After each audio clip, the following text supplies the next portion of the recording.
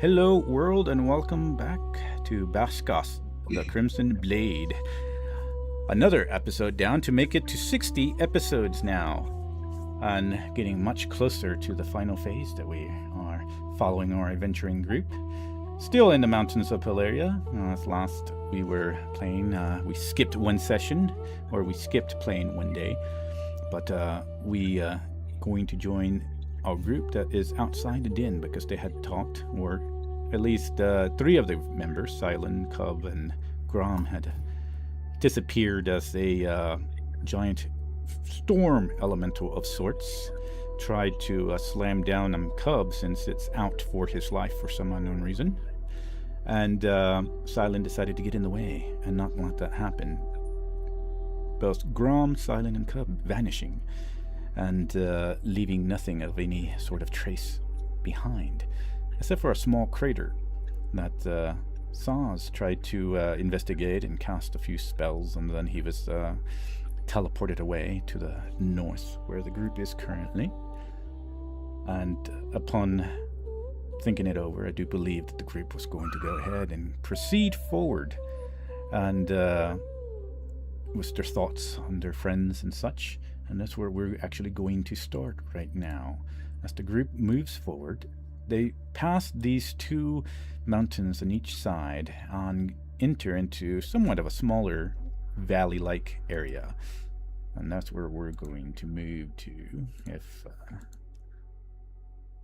if these texts on my own screen allow me to actually click on the map. There we go. And we're gonna go from the south. Paste y'all in here. Bam. And y'all can position yourselves however you want. For right now, Dave is actually going to be sticking with Kaylin, as Kaylin is guiding everybody toward the directions that she remembers, moving forward. And Volsa, of course, is going to vanish and teleport as the mountains start getting smaller. And get to the top, trying to gain the high ground here as you keep moving forward. The wind has actually died down, and there's not much of a breeze even right now. It's very quiet. Even the cold air that was lingering around is sort of gone. I mean, you can feel the coolness of the land, but without the wind shear, it's very comfortable currently.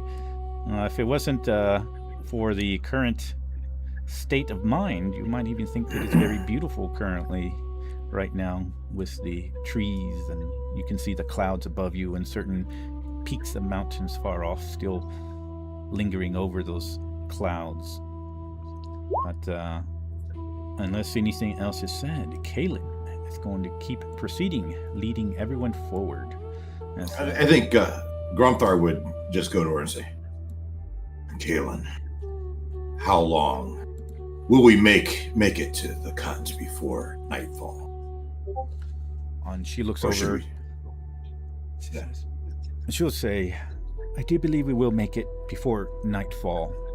We just have one more ridge to cross, and we should see the road leading into Ashkavar's Cut. Unless something has changed. Well, press forward. I want to get out of this godforsaken terrain. Let's see here. I need to roll something as y'all move forward. Is anything? Are y'all doing anything specific as y'all are following Kaylin? So y'all are moving through this terrain. Of course, Dorgas is kind of following the path, smelling the snow. But as far as anything specific, are y'all just following Kaylin, or are y'all doing anything more than that? I am casting Druidcraft behind our footsteps. Let little frost-covered flowers to sprout out. And then I'm also looking for any other tracks. Okay. You can run... Oh, there you go. You know for sure you don't see any other tracks. The only other tracks you might see is if... actually, no. You don't see any other tracks at all. It's pretty quiet here. You don't even see the tracks of any sort of critters or such up here.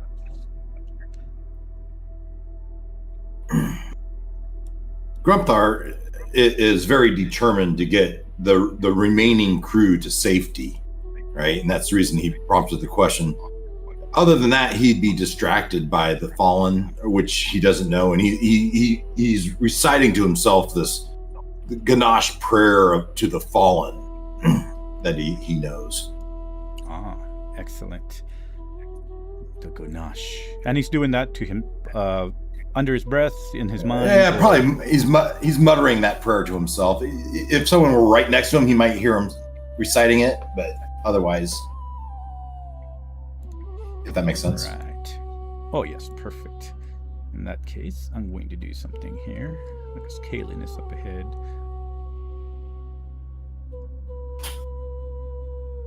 Oh damn! She got a nice perception there. Jesus. Oh, maybe not nice enough. As you all are traveling, moving forward, and eventually she takes this rock path, moves around the path, still heading toward the north. There is a frozen lake of sorts up ahead, and you can start to see that these little ridges are starting to widen out more, starting to get flatter here actually. And as it gets flatter, let me see here. Currently right now, everybody go ahead and position yourselves where y'all want to be.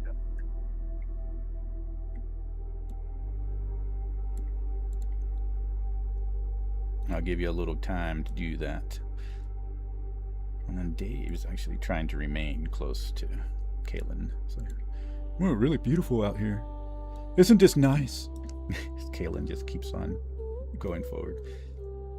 It's like, man, I feel bad. I didn't protect Grom. And, all right. With that, 1, 2, 3, 4, 5, 6, and 7. Narzak, keep up. And then 5. Okay, so 5. So as this is happening, I'm gonna pop here. Wind suddenly blasts into your face, Mr. Saz, and you see a smaller version of what you have seen as far as storm elementals, almost like a tornado, lift out of the ground and will attempt to strike at you.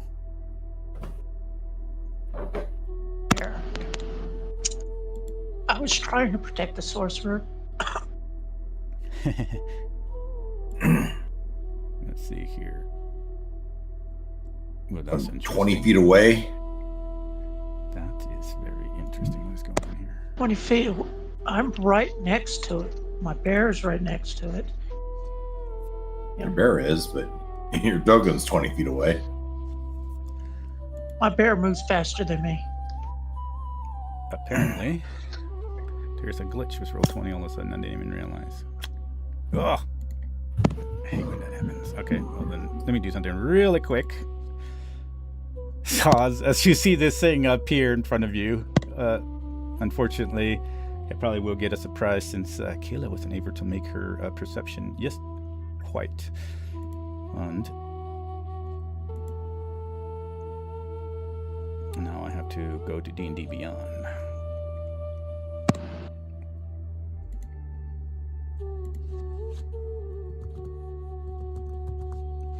Let me get this creature really quick. Oh, cool. Okay. I'm gonna have to fix this with Roll20. I don't know why it's messing up with the sheets on me nowadays. I think it's because it tried to do the 2024 version and it erased a lot of the stats from the 2014.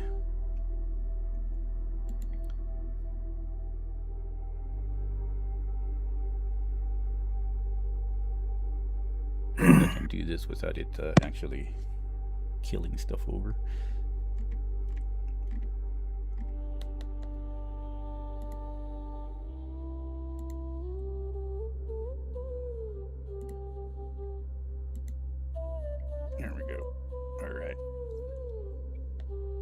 All right, so it's going to go ahead and launch out at you, trying to slam into you, Saws.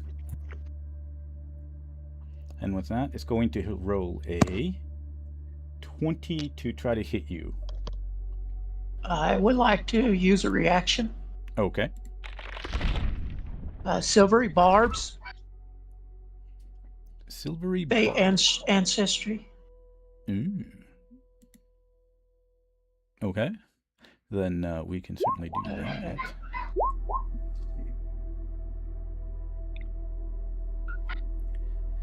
Roll that again.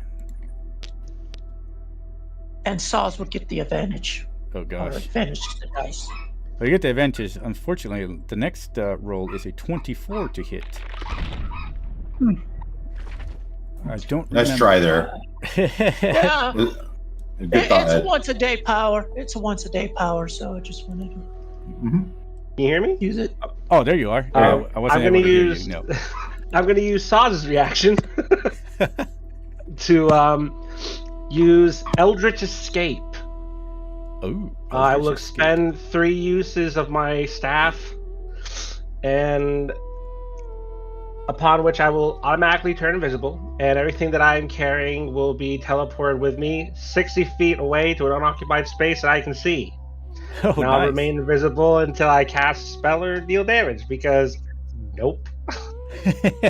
All right. So I assume it's going to slam the ground then as you teleport away. And then by this time, everybody hears the slamming of the ground. And with that, you also see, before anything else happens, another storm elemental pop up over here. And then all these popping up from wind and snow and, well, no, really dust. But we're going to go ahead and move him here. All right. So at this time, everybody sees these critters pop, circling around the group. And with that, I'm going to have, let's see if this even works. I'm going to have everybody click on their tokens first, and then roll initiative.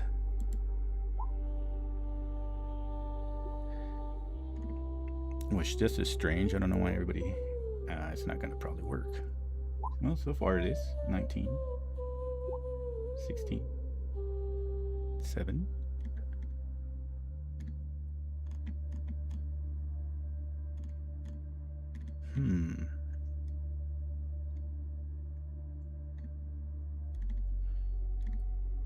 Does the player? I've never used silvery barbs. Does the player get to choose when they use the advantage roll anytime?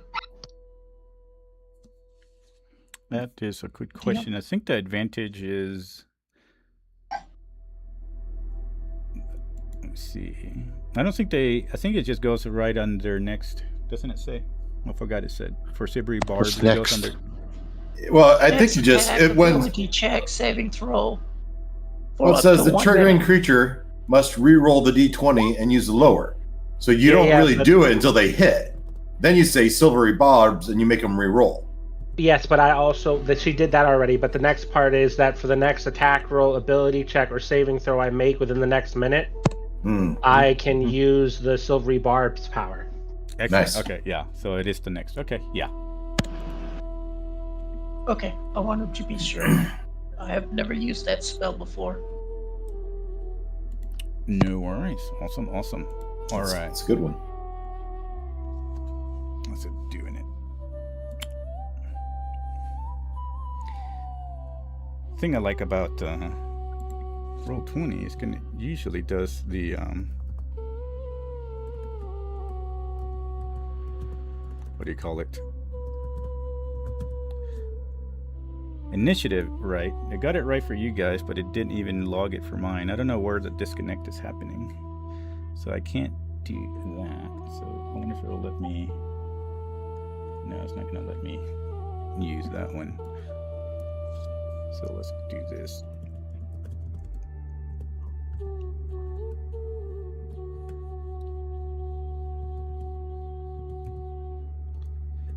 It's a nice roll for some.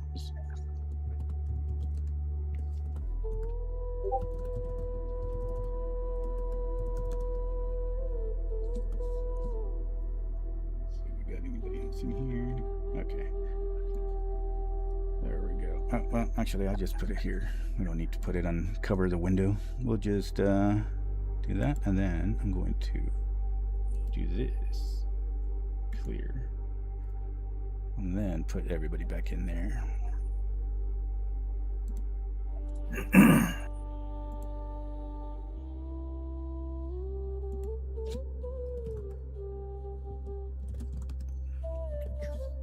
Let me see if it does it this way.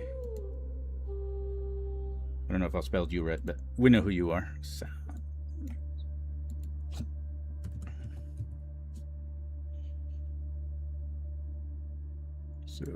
Make sure put that in there for the actual roll.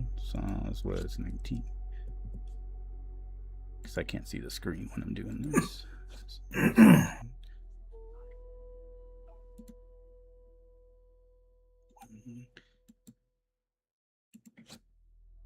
Nor.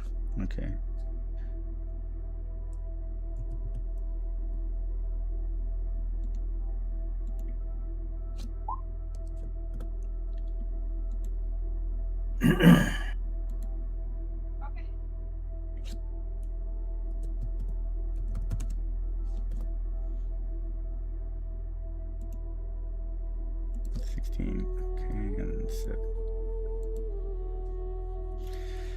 Sorry this is taking so long. I never had this much problem with roll 20. Jeez. All right. And if everything is working, we'll go ahead and just roll for both Dave and Caleb at the same time. Oh, wow.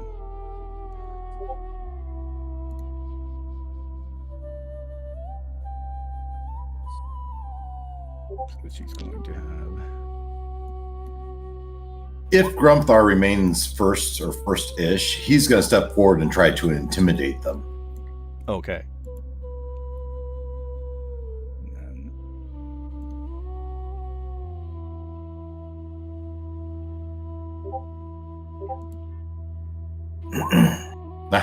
But that's all right. That's also though. All right. Let's see here. And I'm gonna have that's Dorgath all the time. Have him go with the right after the people here.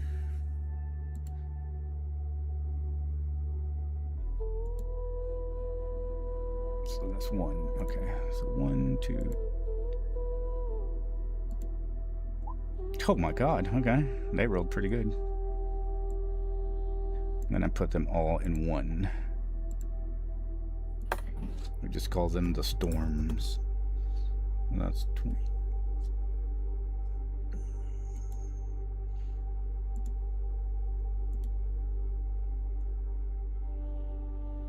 Okay, now let's see this. All right, so for the first round, we're going to go ahead and so I'm going to say, just so everything moves quickly, even though it's taking me forever, just have y'all's turns ready when we go to your turn, and we're going to go ahead and start with Volsa here as we go ahead and say she's going to, before she does anything, she's just going to go ahead and pop over here 40 behind this right here. And then now we're going to go over to Grumthar. All right, Grumthar. You see these people? As he hears the kerfuffle around him and he just senses that the sound of the elements rising again, his face just fills with blood and rage as the loss of his companions, and just super annoyed that this is happening again. He turns around in a roar. Rah! Not again! I am Grumthar Ironfurrow, descendant of Ragava, bearer of Stormgorge. I will destroy you like I did the last elemental. Flee now, or be vanquished forever. Oh my God, there was a As I loud step- thunder as you said that here. Yeah. Of course there is. I will translate. As that And I'm happens, wielding Storm Gouge. I can just imagine the lightning rippling through it. And either it flees or I begin my. I don't know. You make me roll an intimidation check or something. yeah, I was gonna say, go ahead and roll intimidation with an advantage. Oh my God, I didn't know there was a storm over. Did y'all hear that thunder? Yes, I did. Intimidation. If anything happens and I go quiet, hopefully the power doesn't go out. I didn't know we had a storm over us right now. So 21. 21. All right. I'm going to go and do this. Oh, now I hear the rain. Please don't be any hell. All right. Let's see here.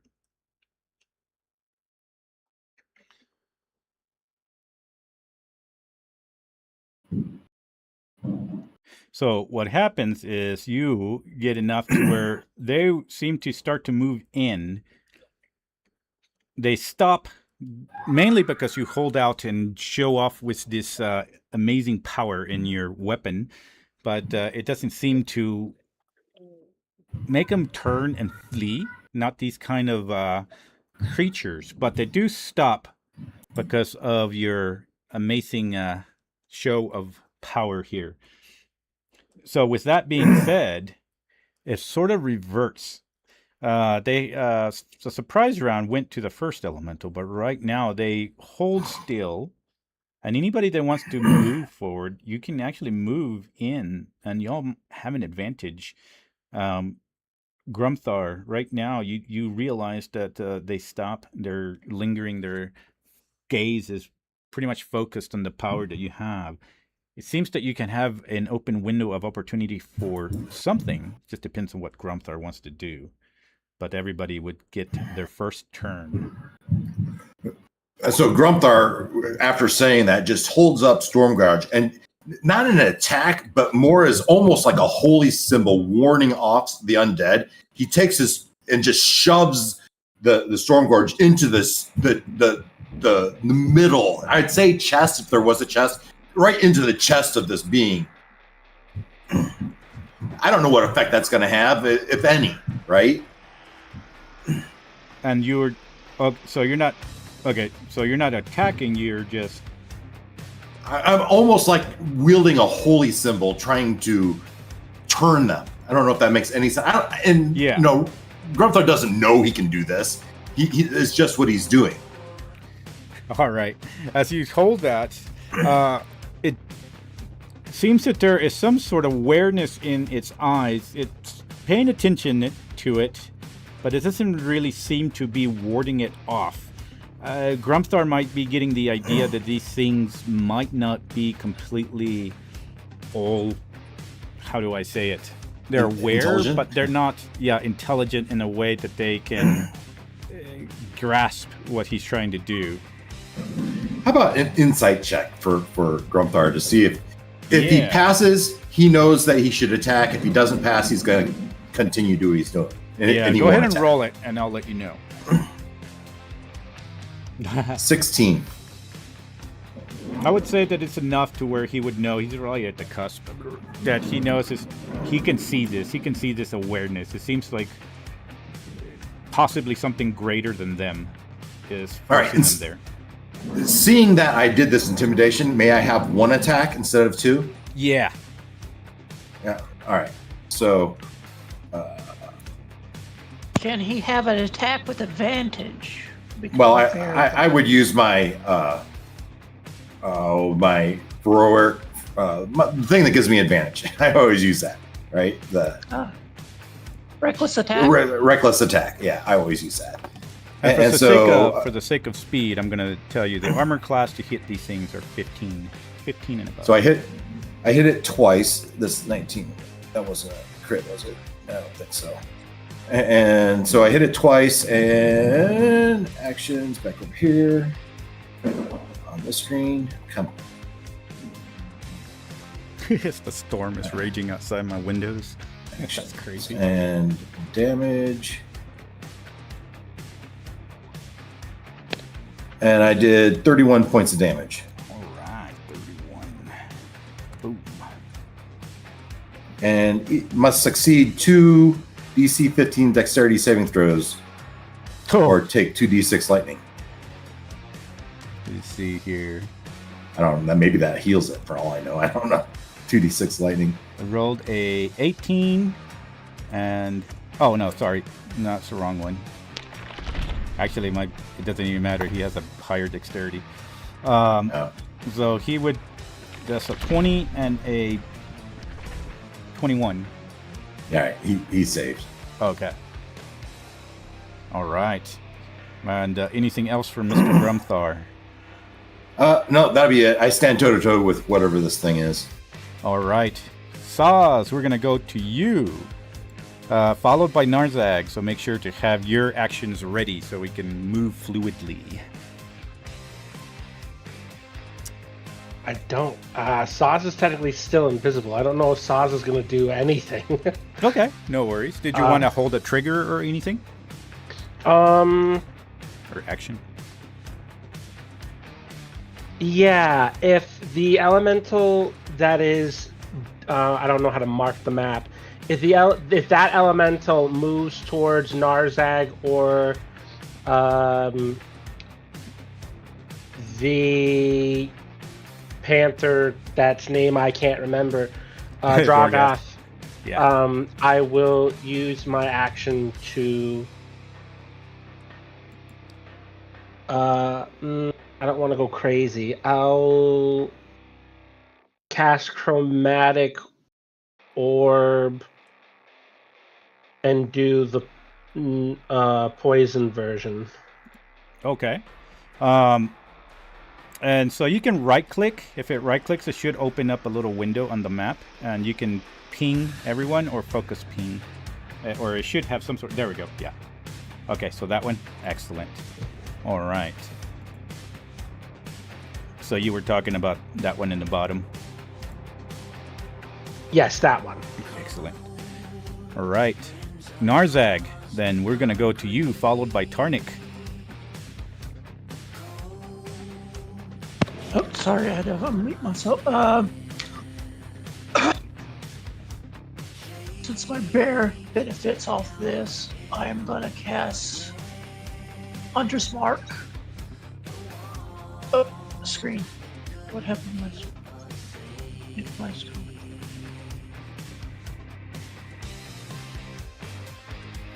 I'm put Hunter's Mark on this guy, Oh, okay. and my bear is going to attack him, Oh, excellent. and will benefit off of that. Yellow for Hunter's Mark. God dang. That lightning must be close. Infernal Beast. This one. I was driving here and there was hardly any clouds outside. What the heck? Grumthar called the storm for real. I get to roll advantage. I rolled a 1. That's flanking. I moved.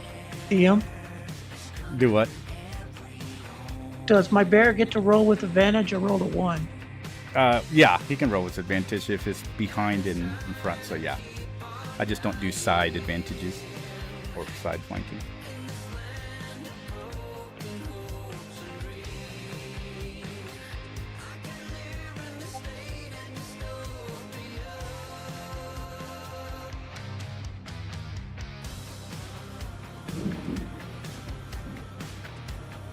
Did you roll? Uh-oh. The Markle stopped.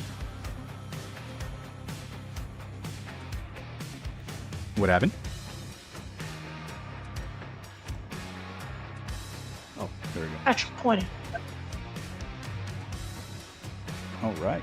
So that one would definitely land. a 1 and a 20. That's Beast of the Land. How do you roll damage? Okay.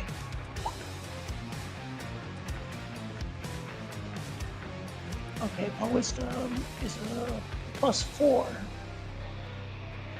Okay, it's adding. Oh, I gotta roll another d8.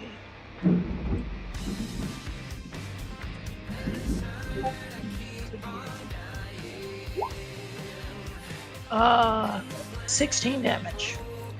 All right. 16 damage it is. Use its special action, confirm to go off another.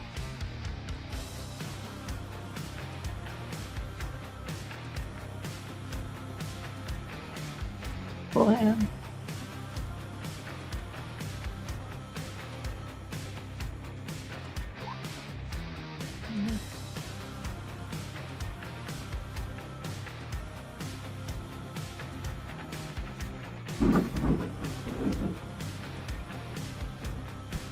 Two. Ha! Dice rolls. I don't think a 9 hits. Unfortunately, a 9 would not hit. He slices over and completely misses.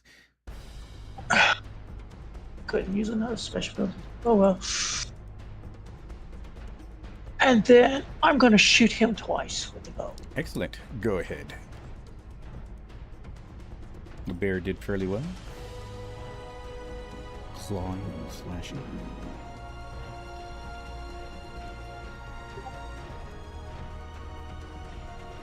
We'll get that one. 22. That'll hit. Thunk, This clip. which is That interesting. said 14 damage. 14 damage. That's the arrow. Oh. It is magical, you said, right? You have it magical. Yeah, it's a +2 magical bow. All right. The other one will hit as well. Another magical arrow thunks into the wind creature here, elemental. 13. All right. As Grumthar, you're seeing all these arrows fly from behind you. Oh, and I forgot to add to the Hunter's Mark. The bear got a crit, so it gets 2d6.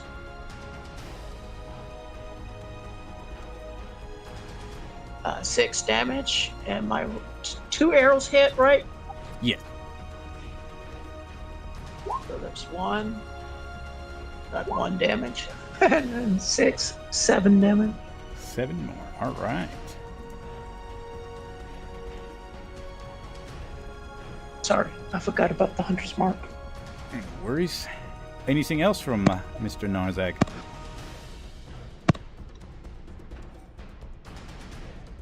Bonus action stuff. I'm done. All right. Mr. Tarnik. Tarnik, on his bonus action, will activate Sister's Duality, Silver Blue Eyes. If you were close, if anyone was close enough, they'd notice Tarnik's eyes change to silver blue, and he will, on the back of Shiv, run down past the spectre thing here and take a swipe with his glaive. And that's a 25 is definitely going to hit. All right, so this is new, so we'll see what it actually rolls here. Oh, God. If that's the damage, I'm like, holy cow. 34 damage on that strike, plus... That's used. Oh, okay. Another plus. Yeah. Another 6 psychic damage from the duality, the sister's eyes. Cow, that's a... All right, so as you strike this thing and it's looking at Grumthar with his eyes, you slash, arrows still somehow hanging into it. They break up into the wind, but you slash and almost part it in half with a roar that screeches into the actual air. It disappears and vanishes and falls into a pile of snow under your feet, Grumthar, as Tarnik has vanquished it. And then move forward to get within range of this fella and take a strike at him.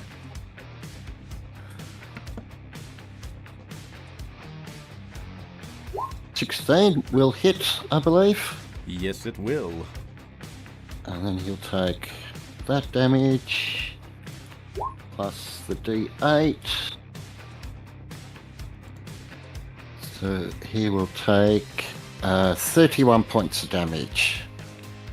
Ooh, good lord. All right. Mr. And I Tonic. believe that gives me 2 charges on the glaive that I can use.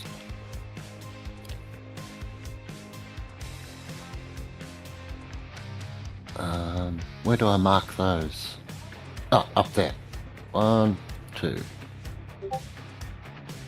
Mr. Tarnik getting up there. But I think that. And then let's see, what have we got? Just quickly checking the. I just want to get in the right position to help Volsa get her extra attack damage off. I just want to position it so we're.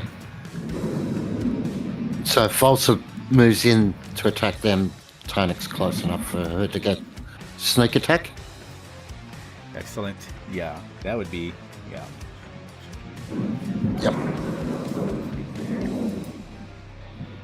Who else has their lightning in Midland? I hear lightning in the background. I think that above me, I have a 6-year-old riding around in his little toy horse. So I think that's me. I'll go on you. I thought that was thunder, like it is thundering over here. I was like, who else? It's only it would be either Narzag or Cub. All right. So It's with clear. that, Yep.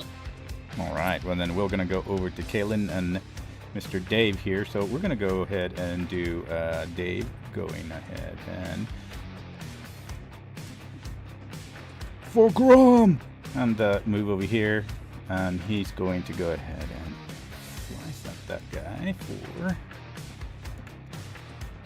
Oh God. Okay. How about his second one? These kids wind absolutely nothing. He just shouts Grom's name and does nothing at all. Kaylin will. I think she's usually fighting by herself. I think she'll go ahead and we'll just help Mr. Dave today. She'll go ahead and do 1 for right now since everybody's doing okay. She will land a nice hit. We'll call that a 10 for now. And then we'll go to the critters' turns. This one over here will go ahead and try to now hit Kaylin.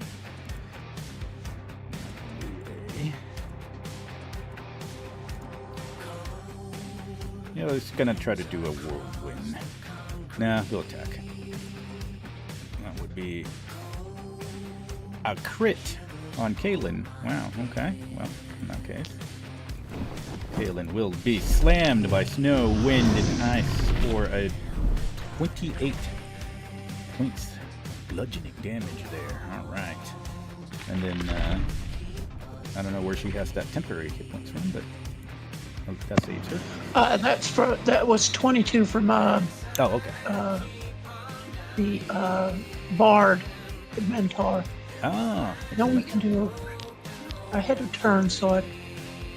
Jeez, this Moment guy of is clarity. getting her. All right, so another 11 bludgeoning to Kaylin. That's crazy. All right. And then You this see one over within- here is oh, going to go there's- ahead and move. Actually, it won't move. Yeah, he'll try to get to Tarnik. I don't know if anything happens, but it's going to, if nothing does, he's going to try to strike at Tarnik. That will be a 12 to hit. I'm assuming that will miss. Clinging against, or missing at the Nightmare. Or Nightmare. What's his name? Shiv moves out of the way. Sorry. Yeah, no, absolute miss. He was already within Tarnik's reach anyway, so the reactive strike didn't trigger. How about the second one will be a 21? 21 would hit. Would hit, okay. If that damage goes through, it will be 14 bludgeoning damage to Tornik. Okay. And so that would bring it down to 7.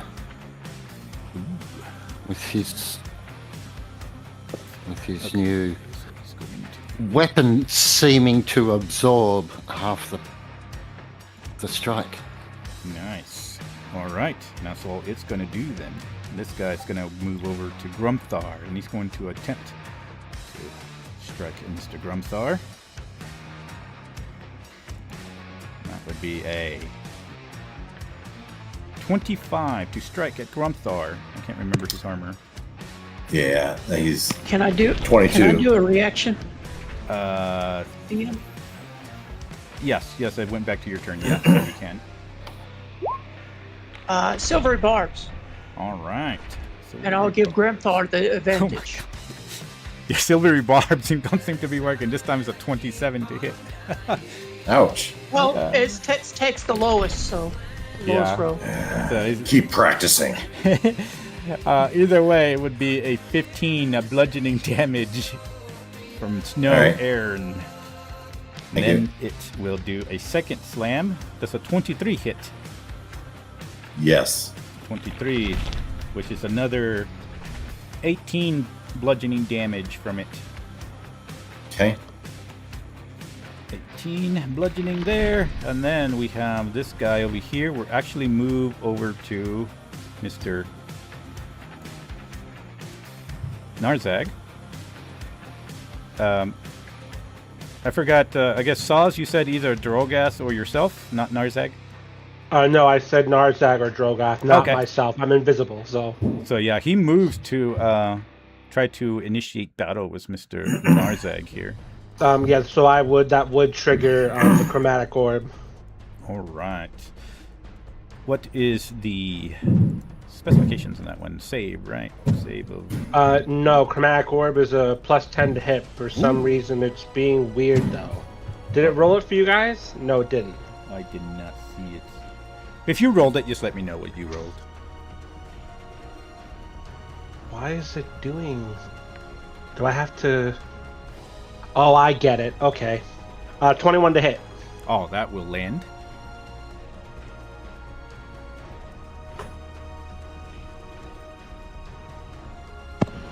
Poison damage. 11 poison damage. 11 poison. Let me read something really quick. As you hit for 11 poison, unfortunately, you notice that it doesn't do anything to it. Well, shit.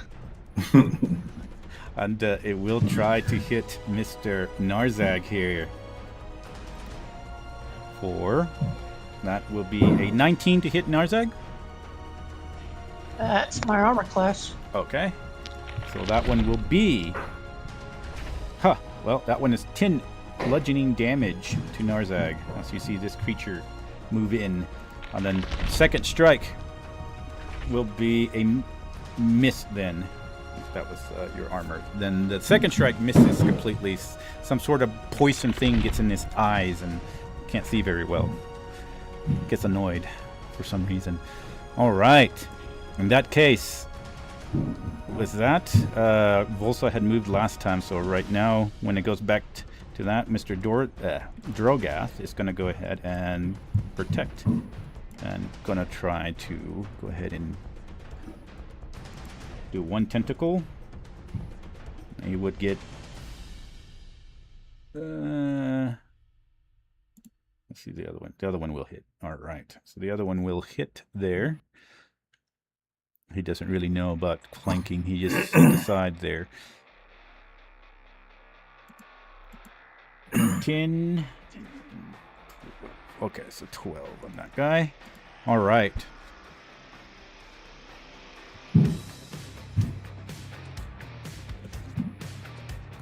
So there's where we are attacking elementals. I think that's the last elemental right there.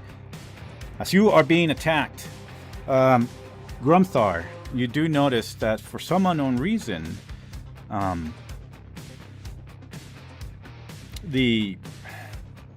I don't know. Actually, before I say that, roll me a perception. For Grumthar? Yeah, Grumthar. Ooh. 20. When you had struck, you felt a magnetic pull, and you felt the power for some reason, though you couldn't really understand it.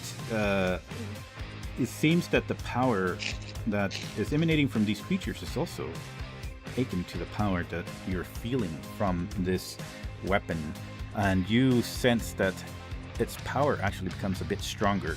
Unfortunately, because it becomes a little bit stronger, you also notice that there is some sort of glow that's happening to the rest of the elementals as well as the power of your weapon grows.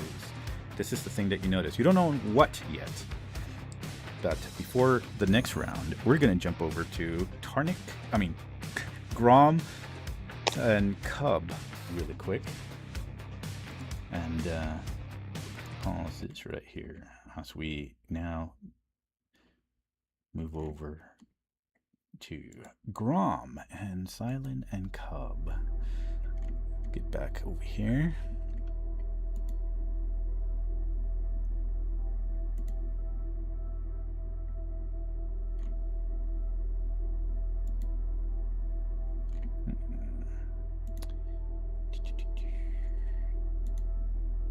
Oh, well, maybe it'll work if I actually put the flag on it.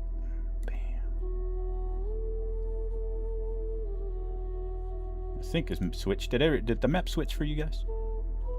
Yeah, I can see it. Excellent. All right. So last we left off with you. We were in the middle of maybe being told a story as this old man with long white beard and bushy eyebrows, I do believe was sitting in a almost cross-legged style. He begins to float, closes his eyes, breathes in, and then he opens one eye and says, yes, before I begin, I do believe you got friends. I will ask you if you would want me to bring them in here, or shall we leave them outside? I do believe one of them is going through a test right now. But tests can be all sorts of things. It could be battle, it could be battle of wits, battle of jokes sometimes. I do like a good joke sometimes. And his eye just kind of lingers on Cub, Scion, and Grom. However, this story is going to be about the history of Solar and the primordials, and then beyond that,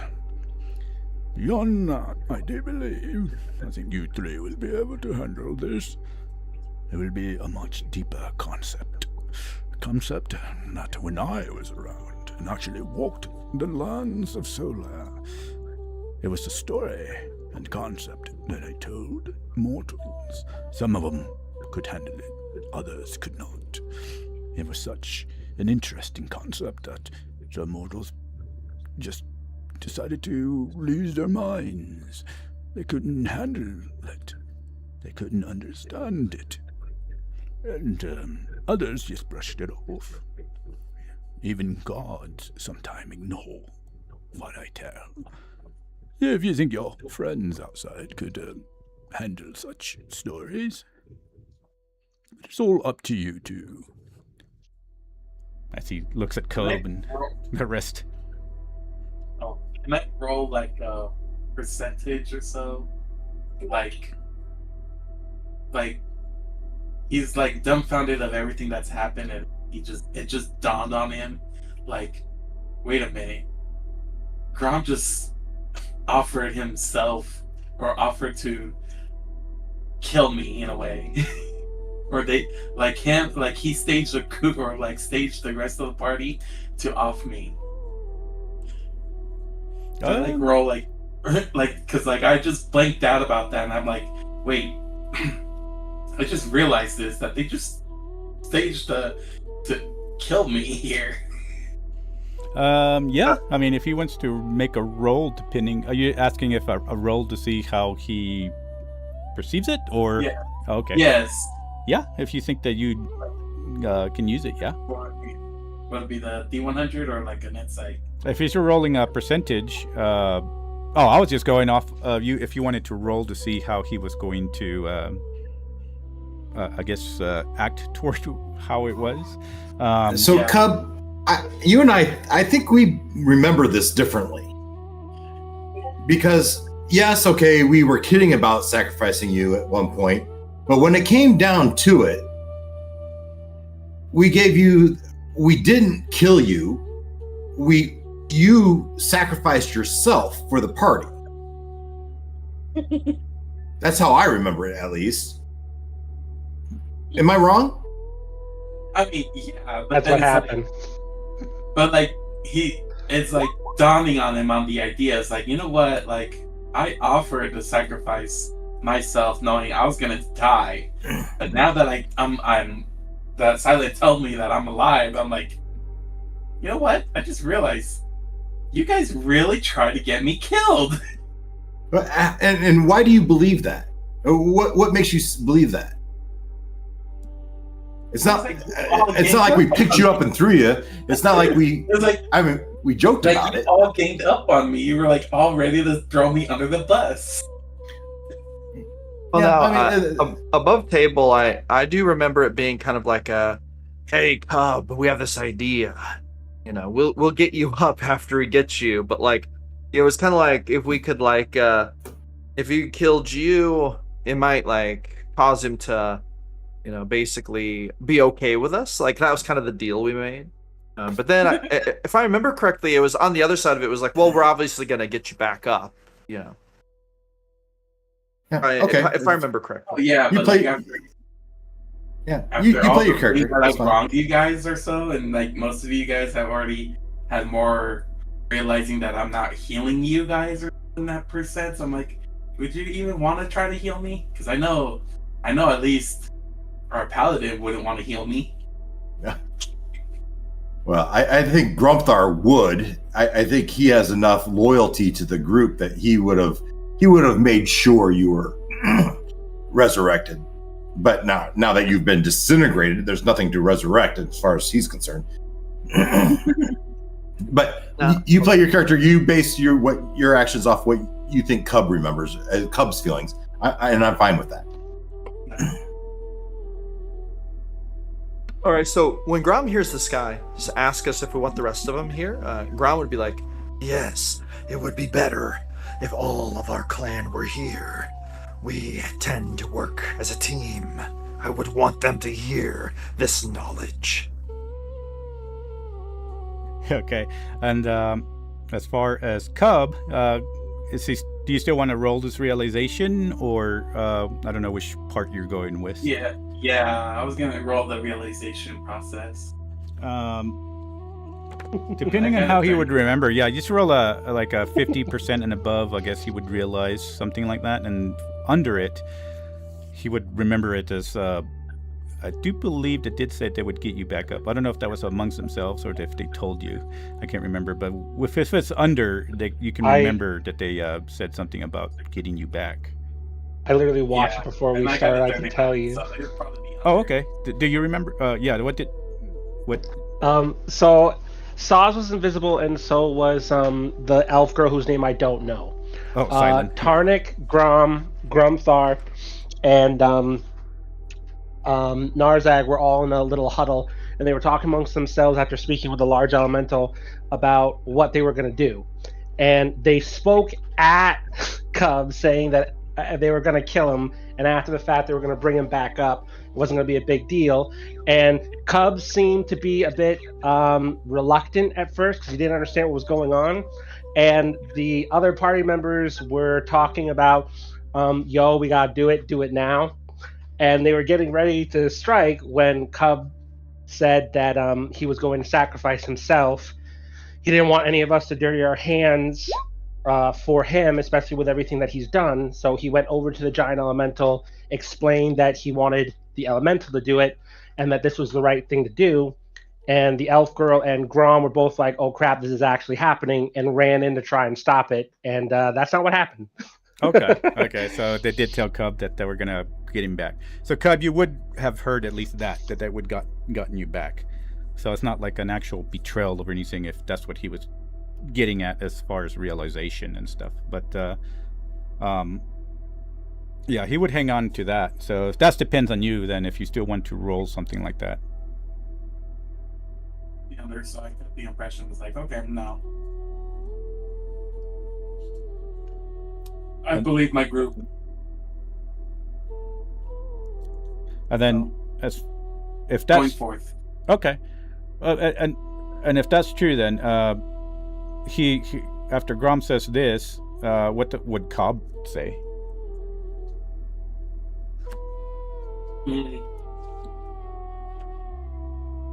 I was like, do we really need to bring them here?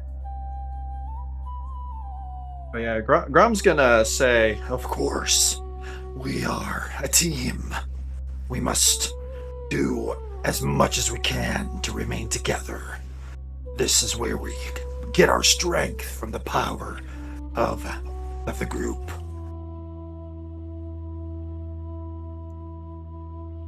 Mm-hmm.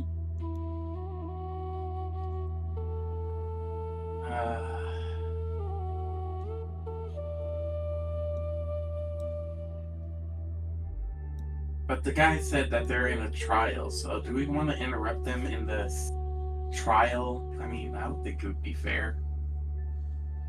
Grom was gonna say, As far as I'm concerned, the Bazgoth have been tried and found worthy already. Maybe these elementals do not agree, but I don't know that I agree with them. I believe these trials may only be for their perspective. And you see him say, "Oh, well, it's actually a trial for one.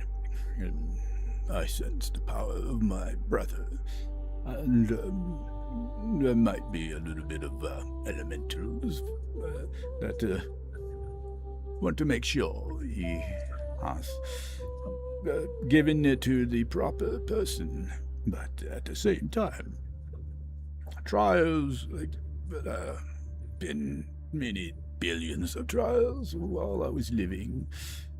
I can withhold it. Remember, this is sort of what would gods call the domain. I can pause it. We can speak. Perhaps that would be a different trial. Maybe he will make me laugh. I do like good laughs every now and then." okay, Grom's gonna say, so no, just to recap what he just said, I think he just said that he would maybe be willing to pause the trial and bring him here. Is that what he said? Yeah, in a way, yeah. That's Okay. Grom Grom would like to persuade him to try to do this, because as far as Grom's concerned, the number one priority is to get the rest of the group in here, actually. Because this seems like a pretty important thing. Okay. You can go ahead. Roll me a persuasion. Before that, Oh, I was like, wait. Sir, you said you like jokes, right? and he's like looking over. "Oh yes, I do like a good joke every now and then. When you've slept as long as I have." And I got one perfect. I will go invisible, and then you summon them, and Grom, you gotta pretend that there was no way, or you and Silent gotta pretend that I did not survive the whole ordeal or whatever, so that I literally died, and there's no way that I could ever be coming back to life and everything. And sir, you also play along, and then like in a few minutes or so, when they kind of like feel it, like, wow, we can't believe we did this, I remove the invisibility. I'd be like, "Hey guys, want to see it dead?" And then just shock them, and then see, and then that's the joke. And then you get a surprise reaction of them seeing me coming back to life in front of them. He looks over, it's like, I don't believe I've ever seen a joke like that, but I'm up for it. And he looks over at Grom. What did he roll? So I'm not 100% sure. D&D Beyond is acting very strange, it makes it look like I rolled. It makes it so it's this 13 plus 13. It makes it look like I rolled a nat 1, but I don't know that I did because it's not really showing me. Go ahead and roll one more time and just pick, like if it does it, just pick the very first number. Okay, here we go. 13 plus 0. Yeah, it's a You 13 did plus roll. 0, That's which is weird. very strange. Okay, I'm gonna try to roll this again. Actually, would you be okay, William, if I just roll a physical dice? Oh yeah, go ahead. All right, I'm just gonna roll one of my physical dice because it's acting so strange. I do know I get a 13 bonus to my persuasion. So here we go. All right, I rolled a 17 plus 13. Oh gosh. Okay. What does Grom say pretty much on this persuasion? So basically, he would kind of take the angle of saying, I do know that there is one amongst us who carries a weapon of the elementals, but he is our leader and has proven himself a guardian of Solaire, a true hero of the world, and we fight a great evil. And I believe that if you were to speak with him, your worries would be completely satisfied. He is a good orc. He is up to the task of helping to save this world. Well then. Excellent then. Well then, I will bring him here. And we'll see how this joke of your friend works. And, Grom, Silent, you gotta play along. I'm gonna go invisible and say that I did not survive the blast. as you're saying this, you see that there is like power emanating, and for you guys outside, you start to see powers emanating on you. And as Cub is going invisible, let's go ahead and grab you guys from outside. As y'all are about to strike back at these creatures, bright light, flashes amongst you, and suddenly you are now in a different realm, almost similar. It's not quite what the map that's showing right now, but it's the snow-covered land, similar to where you were, though. We're using theater of the mind in this aspect. As soon as I can get back to it.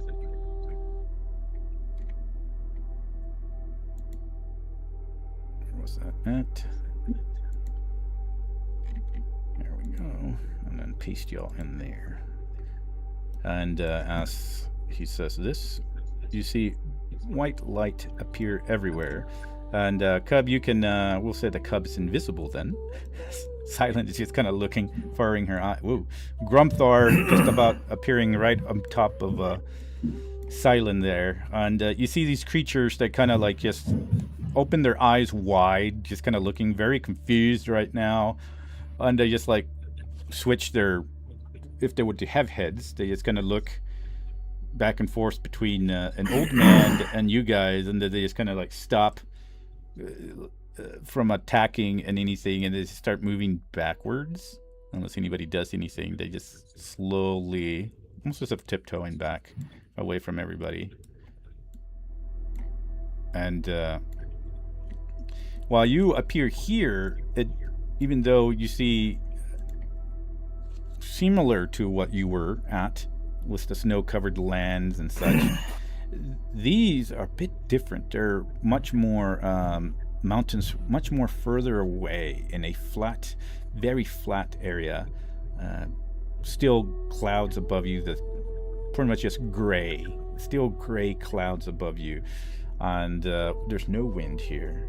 And for some reason, it feels very calming. And you see Silent and Grom and an old man just floating in the middle of the air, where Grom and Silent are pretty much just sitting. Oh, I don't know if Grom is sitting or what, but Silent is also standing. But yeah, I think he'd be standing up. This old man with this gray beard and bushy eyebrows, just floating with one eye open, another one closed. Looks, oh, there. Welcome to my cradle. Pleasure to have you. I don't think my entrance is quite like this.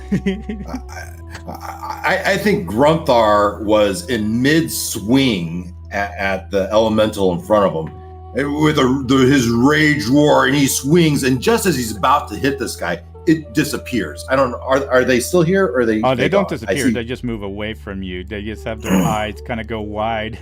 If he's you can hit if you wish. Go ahead and roll if he's going to be mid swing, because they stop completely. Their eyes completely wide and confused. Yeah, that would have been. It says a 30, so it certainly would have hit. Yes. Right, and damage is irrelevant, right? As he does this, and then the environment just changes, right? Yes. And he looks up with intensity and rage in his face. He looks to the left, and there's Silent, and I see Silent. I can just see Silent kind of shocked and probably even a little fearful of Gruntha right there in full rage. I don't know if she's been there when he's been this embattled, and I could see as a person starts welcome. Grunthar or Grom behind me probably puts a steadying hand on my shoulder, and I flinch and I look back at him as I'm trying to contain this rage. What sorcery is this? As I look back I would say something like that. I look back and I look at the elemental in front of me. I see it pulling away, and so I'm waiting for a response. Grom, if you wish to answer. Silent, yeah. She's surprised. She's kind of like takes a step back, and then she looks at these elementals as well, and confused as to what's going on here. Is she takes in the rest of the party as well. But yes, the entirety of the party appears, depending on how they act, but y'all would see the elementals pulling away. And so that's how maybe you go through and see how the others react. Yeah. We'll go with like Saws, and I guess you would have been out of your invisibility. I think, right? Because you cast something. So yeah, it dropped because I cast. Yeah. So what was Saws do?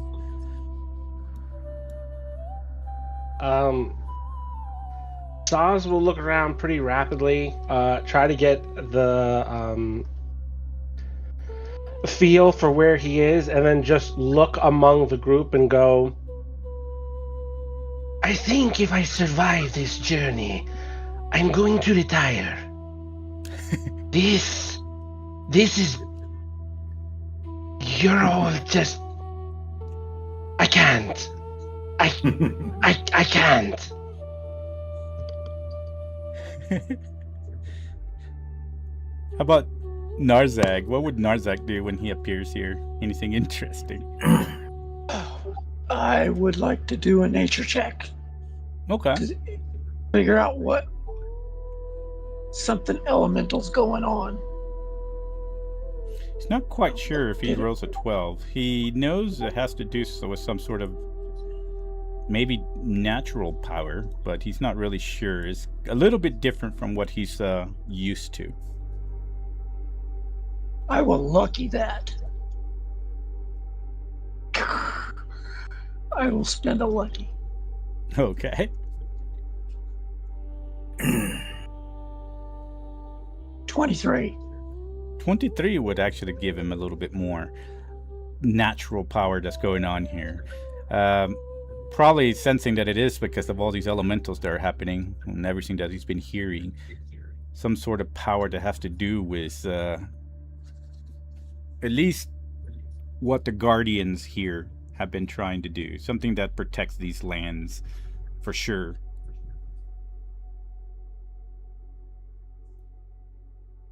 What he does with that, it's up to him. But you know it has to do with probably one of these Guardians. Guardians. Which one? The little ones that were attacking us, or the big one, old man one? You wouldn't know that it's the old man that was attacking you, because this is like a completely different. It looks more like a human than anything else. But I would say that it has to do with, at least that you get in the idea that these creatures are trying to attack. I think you're the one that knew about the language, the primordial, so you would understand everything that they were saying about us getting it as a guardian, since you were translating, protecting the lands from whatever evil was crawling around it. So that's why you would suspect is from that. I was saying primordial. We're not the evil ones, by the way, but if you want to continue, I will send you to your maker. That's all I say. Grom doesn't know what he said. Yeah, Grom doesn't know. As far as Dave and Kaylin, they just kind of stopped to look at Grom, and Dave was like, "Oh, Grom, you're all right. Hey." Oh, Dave. It's good to see you. Kaylin. He would kind of look around, looking a little bit. For a minute, he'll look a little creepy and suspicious. Then he'll put his head in his hands and say, "It's just the cub. Oh no." He's gonna feign crying. And Dave is just keeps walking, not just yes, he looks around, doesn't see Cub anyway. And at that point, Kaylin is following behind. It's like, Cub didn't make it? And he's just kind of asking that, and then that's about as far as they get before we go over to Tarnik. What is Tarnik doing? Tarnik was in the midst of fighting the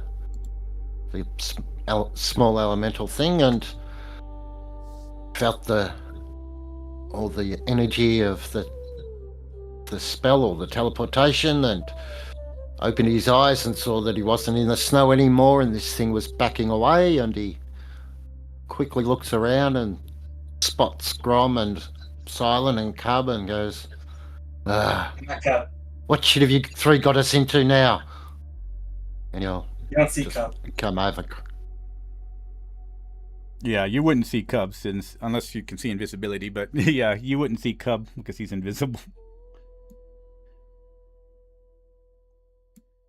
I thought I had something called True Sight happening at the moment. Oh, if you have True Sight, yeah. If you're using the goddesses, yeah, True Sight would reveal. Okay, cool. Unless this entity was so strong to prevent it. No. He would. Yeah, if you have the goddess's power of True Sight right now, yeah, you would have True Sight. I tried Cub. Unfortunately, yeah. That even not this area would even block that part. Unfortunately. But yeah, that's what Tarnik says to everybody. Volsa is going to go ahead and move over here and just kind of backpedal, furl her eyes. It's like, what the fuck is going on? I hate these fucking mountains. I hate the mountains. I don't like the mountains. I want to leave. And she just kind of moves over here, looking frustrated. Grom is gonna look around and say, now does Grom at this point understand that the Cub has been seen and stuff like that? If Tarnik, you can might I indicate can I indicate Tarnik as a symbol of keeping his mouth shut about me, I'm not here? Sure, it's up to Tarnik if he does or not. But yeah, I guess Tarnik, you see Cub trying to indicate something to keep quiet about him. It's up to Tarnik if he does or not, but that's what Tarnik would see. Well, Tarnik, what, am I on? Sorry. Yeah, we have. Yeah. Sorry. Yeah, Tarnik would look at Cub with a puzzled look, and I'm just shh, and I'm indicating shush, and then I'm giving and then him he'd turn. Then he'd turn back and go, Oh, I could have sworn I saw 3 of them. There's only 2.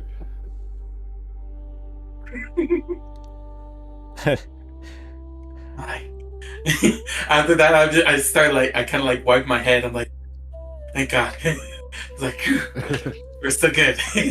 This still can work.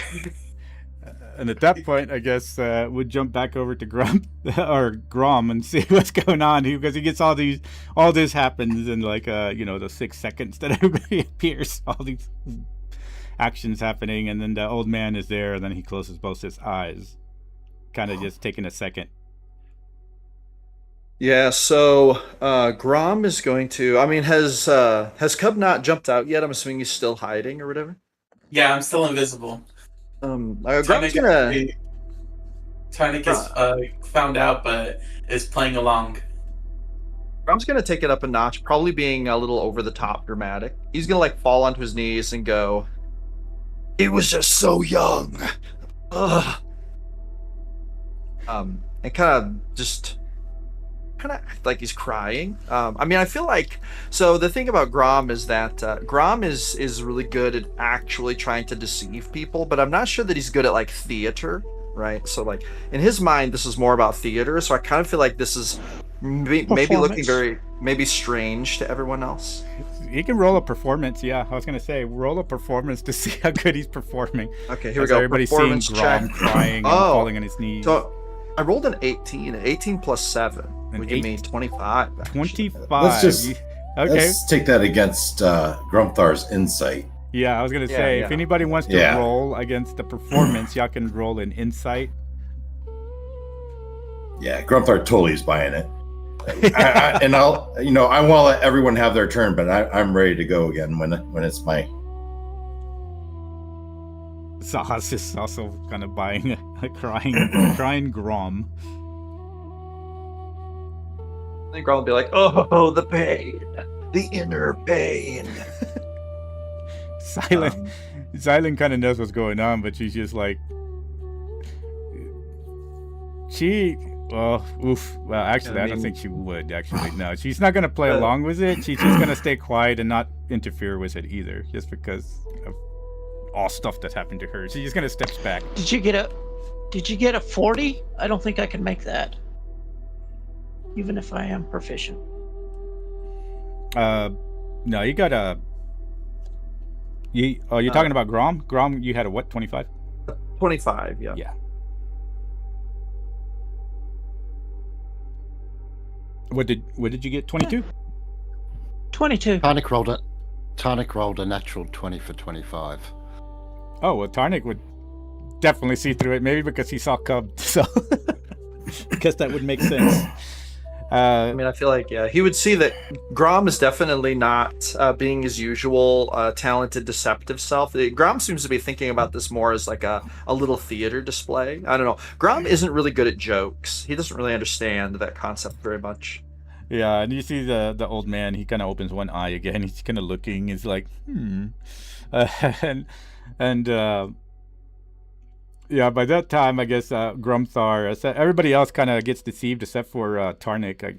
And Dave, I'm not even going to roll, and Kaylin. I'm going to say they're just like walking, and Dave is like, oh, wait a minute. At least he had an orc staff. Oh, yeah, Cub. Oh, man. I'm so sorry, Grom. I couldn't protect him. I was protecting you. Grom's going to slam his fist on the ground and say, Cosmic lambs to the slaughter. Dave is like steps back a little bit. He's like, yeah. I'm sorry. I'm sure he's in a better place now. Right, Kaylin? Kaylin is like, I'm sorry, I can't heal him. But Grumthar, what do you do? What are you taking in on all this? Yeah, well, first of all, we got Dave here and just stepped up, and he looks. Grumthar and just shoves Dave out of the way and steps into where he was. Okay. He looks. Grumthar is utterly confused, right? He was in mid-battle. He's coming off his rage. He looks at Silent. He looks back at Grom, who's doing this. He is in some weeping. It's like Grumthar grabs Grom by his chest plate and pulls him up. Get a hold of yourself. When he says this, he's gonna see Grom just instantly stop crying and kind of wipe his breastplate off. He just kind of goes back to normal. How? And he says, and I look at Grom and Silent, and I look at this old man and say, where are we? What is this? Well, where is Cub? Grom is gonna awkwardly kind of look left and right, as if expecting Cub to leap out at any time. To Grom, this is the punchline moment. So as soon as I see that, I'll go ahead and dispel the invisibility, and I'll just go, "Hey guys, want to see a revenant?" Dave is just gonna like jump back and do a little bit of a yelp. It's like, whoa, shit! And he just steps back. And at this point, you see Jorgath. He just kind of walks over and starts licking Cub on the face. I guess we hold off the orc's funeral then. Oh well. Grom will jump. Oh, and then I he'll thought do you were like doing something. I thought you were doing something to save this thing. I didn't know you were just trying to play a prank, you idiot. Grumthar lets go of Grom, turns to face Cub, grabs him by the shirt, lifts him off his feet right to his face in a very serious, angry type. Just takes it in a deeper, like a dog smelling it. Even the gods reject your sacrifice, and puts him down to the ground. And he steps up toe to toe to the old man. Who are you, and what would you have of us? In the background, you hear Grom say, I believe the joke worked. Grumthar seemed to respond. Yeah. And But anyway, then Grom's going to step forward and say, Grumthar, Tarnik, Saz, and let's see, what's Narzag. I introduce to you. And then I think, if I remember right, wasn't he like the father of elementals or something like that? no, Didn't he call him something? I think he gave the impression he's been around for them a long time. Oh, okay. He's I gonna think say, he told you his name though. Didn't I I don't write it in there? remember. I thought it did. I don't remember what it was. It's in the Valdros, is it? Yeah. Aldros, okay. He's going to say, I present Valdros. He is a very ancient elemental spirit. He has knowledge of the past for us. I asked him to bring you here, and he agreed. And so, I believe he may have knowledge that is important to our mission. And Valdros would actually open his eyes like, oh, what? Look at that! Oh, my brother's blessing. A little clarity. Grumthar would still have Storm Gouge out if it makes any change to how he's responding. Just so you know. Yeah, that's what he was looking at. He looks over and he says, Yeah. "Oh yes, my brother's blessing. Oh, you're the one. Oh, it's a pleasure to meet you. My name is Valdros, as he said. Welcome to my cradle. It's a pleasure to have you. Oh, yes, I do sort of remember. Oh, when you've been sleeping, reality and my dreams, they see everything that's happening in the world. But it's more like looking at a shattered mirror.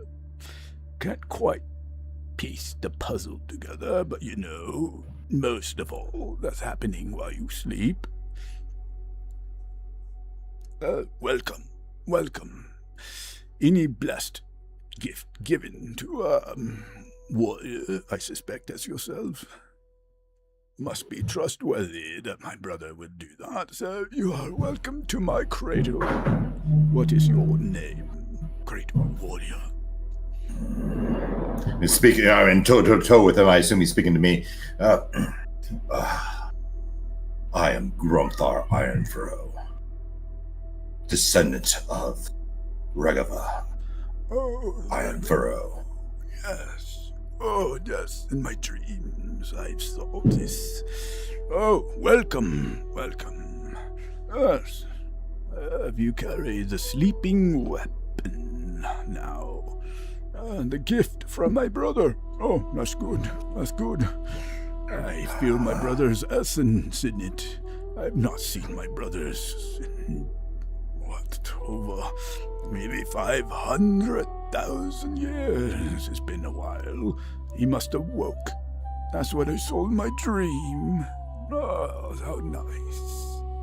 Oh, do you mind? And he like puts his arms out to the weapon, and mind you, he's floating. He's like crisscrossed and floating in the air, and he just puts his hands out. Look like old man arms. Grumthar has the axe in his hand, and he raises it forward, and he looks at it.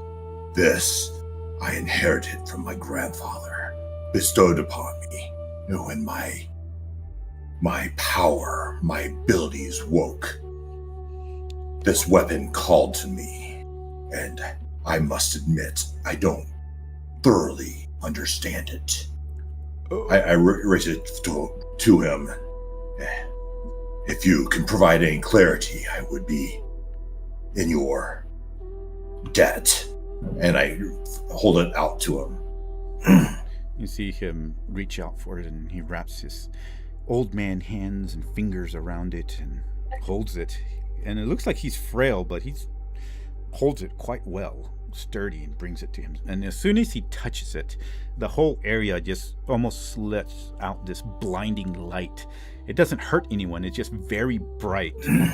And it's like, Oh, yes. Oh, my brother. Oh. You know, us primordials, very rare that we give any gift to mortals. You never know what ripple in the ocean of life it might start. He must have been very, very trustworthy, your grandfather. So when to be gifted such a weapon as this, you must trust them. At least us primordials should. It's very dangerous to gift mortals such weapons.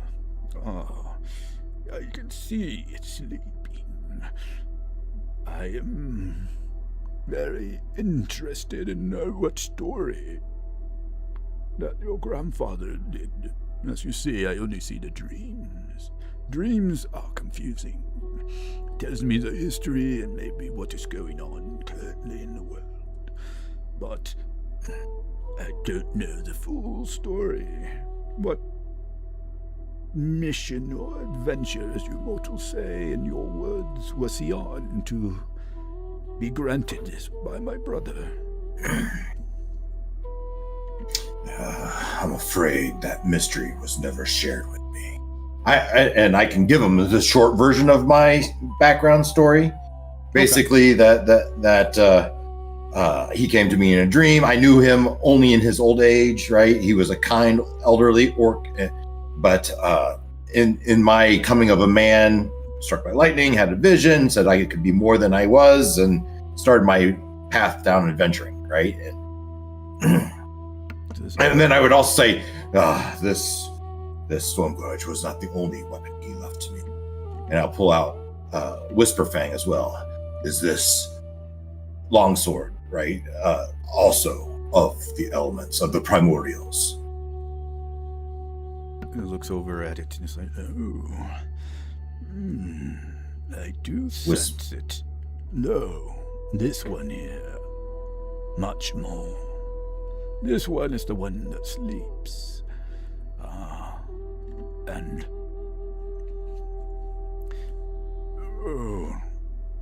the one that has the power of storm, but also Cathel is the master of water. Usually he likes to travel as a turtle sometimes. I remember when we were young. He liked to take the form of turtles. Do you like turtles? And with that, he the turtles, and that's like a trick. Yes, my grandfather, he always had a fondness for the turtles. Oh. Well, I never understood the significance. Oh, maybe that's why my brother gifted him. They were both fond of turtles. Interesting. Would you like me to awaken it? I do believe the essences of my brother were in the mountains. We share links every now and then. I know it might have been a test of the smaller elementals. But I think Grumthar would take a knee and bow before this entity and just, I've lived a life, sole purpose to honor my grandfather and the gods that he served. I believed my whole life that was Ganache. I would be ever honored if you would awaken these weapons so I can continue in that pursuit. Anik takes this opportunity to lay a hand on Grumthar, and Grumthar lights up in radiant energy, and you receive 13 points of healing. Yeah, he could use that now. Yep. But just to, bolster the scene a little bit with the radiant glow. Very nice. Thank you. And you see this old man. He actually, now, he's floating, but then he touches the ground with his feet down and says, ooh, yes, of course. he holds his hand up. If everybody's watching him, he just kind of holds his hand up. And if anybody's watching, these elementals look like they're glowing a bit, but then they walk back. Ooh, what happened here? Ooh, sorry. My screen got stuck. But they're walking forward, and then they stop, and then he holds his hand up, and then they sort of step further back again to where they were. So, oh, young ones, always feisty, aren't they? They never really understand the world. And as he's saying this, he's moving his hands over the axe. And as he does this, it starts brightening up. As it brightens up, you can see that lightning starts striking it from the air. And it doesn't hurt you, but you can also feel the thunder. The only thing that's physical from it is the thunder that vibrates everybody's bones. And it doesn't hurt your ears, but it's just loud. And it's kind of deafening at first. And then Storm Gouge starts just lightening up, and actual lightning trailing up and down its edges. And it's much more potent. And you can see that there is an actual color of blue, white, and a little bit of red that's just kind of in a ball of lightning entwined with it. Ah, there we are. The full essence of my brother, awakened. Your journey has led you here, Grumthar, after long, long traveling. And he hands it back to you, kind of holding it out. Thank you. And almost in curious, making sure you got Valdros. Yes. And so I take it and I will wield this in pursuit of that which is good, honoring to the orc kind, beneficial to the world. And he kind of smiles, says, Oh, yes. And he just he closes his mouth kind of like a old person would, and just kind of nodding his head. The world. Oh, that is good. But don't do it on account of me. into it for yourself, Gromthar. I've seen so many kingdoms and lives. Mortals. And he looks over at Cub and then Grom. At first, I thought I was sleeping for some time and got my dreams wrong. I saw this horned one here, and then I saw the grey one here. I thought it was mortals had just become grey and horny for a while there. Looks over at Grom and Cub. Now that I see there's so much variety. I mean, so strange to see. It looks over at Kalen. That one over there. And then you travel with gods and goddesses. Looks over at Silent. Even animals, not, well, in my time, that one actually, this is still, but now you're traveling with, what did they call them back then? Something about beast something? That's probably the first iteration of existence. He looks at the rest of the group. It's like, well, everyone's here, want to hear the story of the history, primordials I have seen in dreams, that a shadow has returned. Was but a blink of an eye that just happened. The world was, I think, consumed. I was still in slumber. I can't quite piece the puzzles together, but I do believe my dreams show me adventures that were called but failed against this shadow. And it has tried to awake the great chaos once more. I was about to tell your friends here about the history. Please continue. And he looks over. Yes.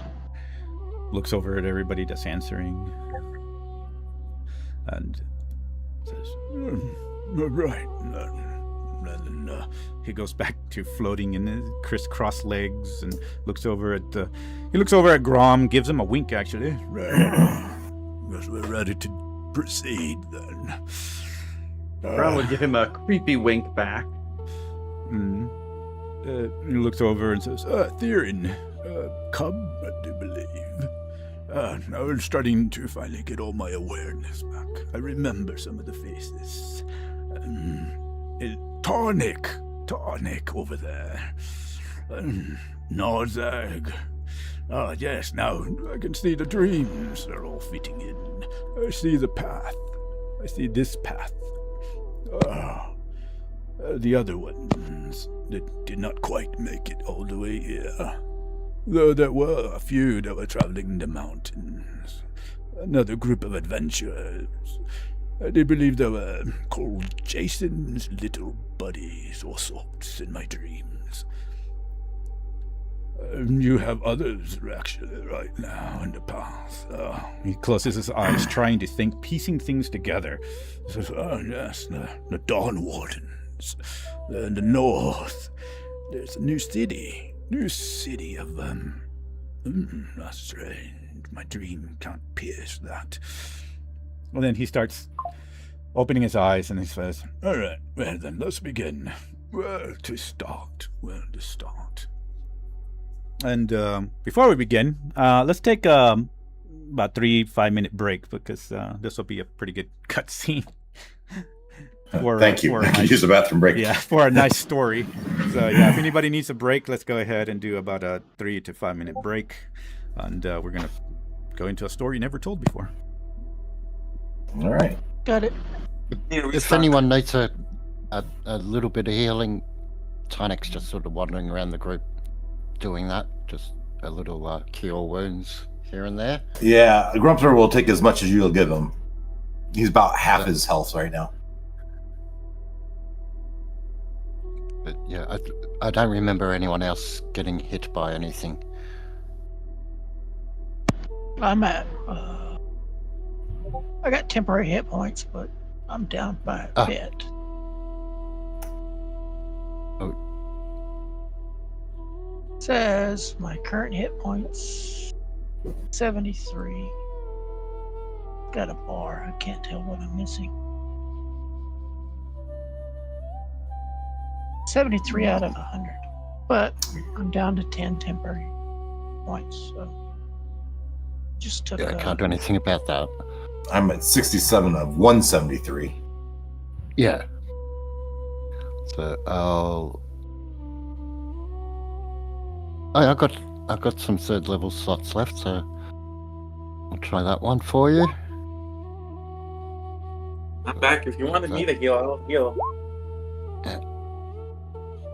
Why is it only done first level? That's not right. Ignore that one.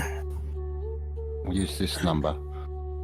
I like those So give dice. me something. 38. Oh, I like that. Is that correct? Yeah. Yep. Nice.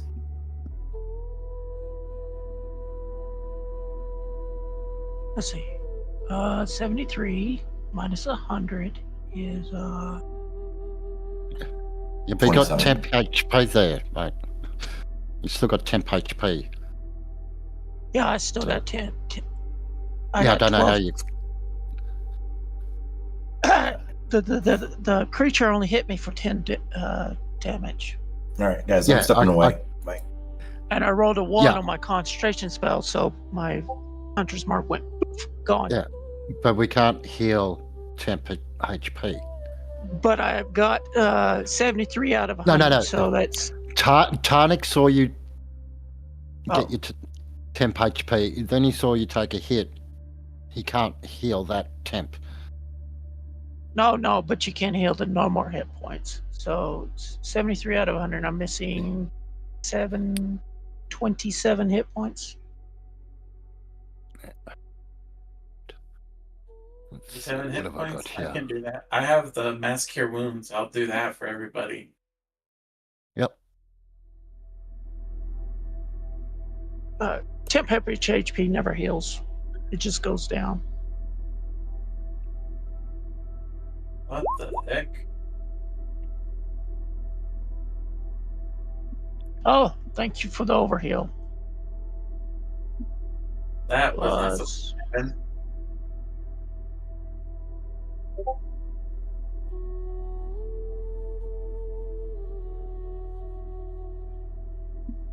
I don't know why it said a custom roll. I did just yeah, it's been saying my attacks, That's- everything is a custom roll. Yeah, it's all weird at the moment. Like it didn't do its normal syncing with roll 20. okay. So it's 5d8 plus 9. Okay, I'll just do that.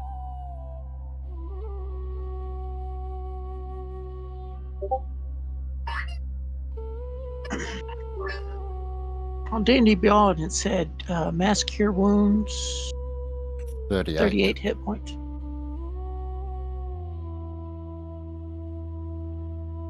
So that's 38 altogether. Yep, Okay. that's what it and then- says. all right, and then I I also don't know need if Saw's damage. His I also token need- doesn't show. I have taken 39. 0 hit points out of 0 hit points.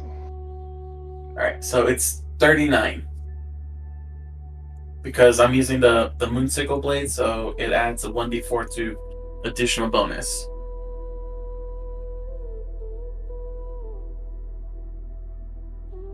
To get you pretty close there, Grunter.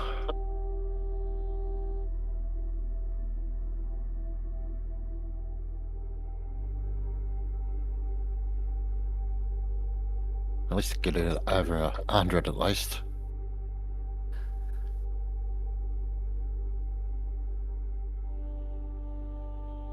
All right, I'm back. I'm just at the range where a power word kill can still kill me. We're still waiting on Josh and Dave. Popping off healing spells while you were gone. Oh, nice. Yes. So I healed for 39 for everybody. You good?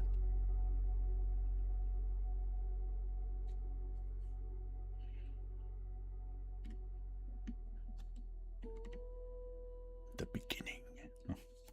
All right. Let's see here. Let me get my book ready just in case, too. Oh, welcome back. I'm just waiting on Mr. Dave next.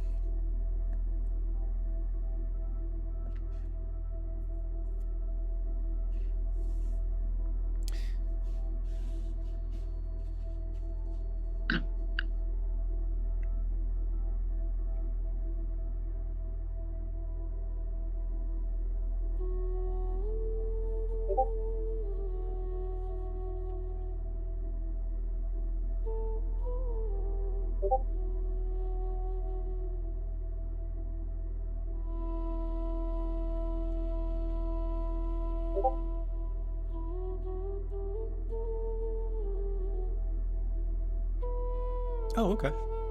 Cool.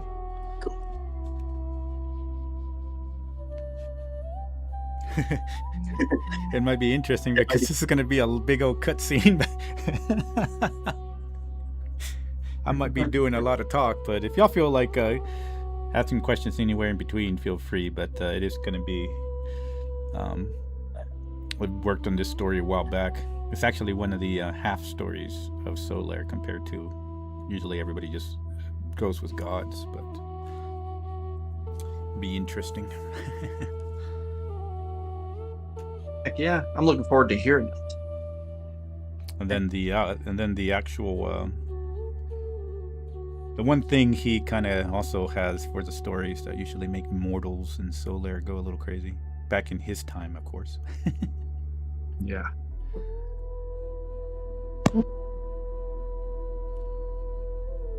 There's the beast strike. Not a +6. I forgot I leveled.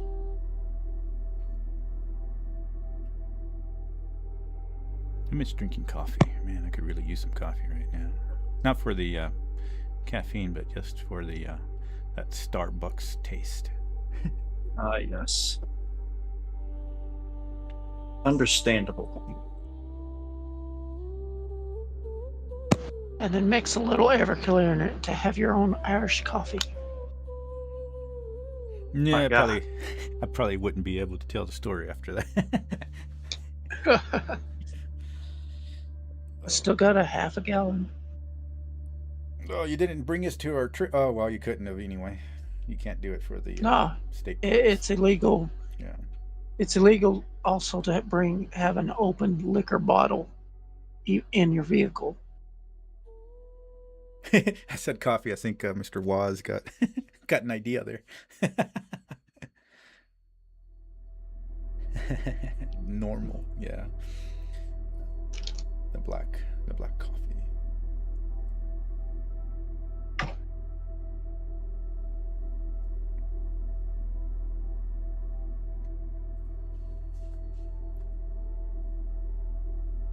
Well, I guess it's a good thing that Grom brought everybody in. That would have been an interesting switch back between battle, and I've done it before, but it'd be an interesting switch back between story and battle.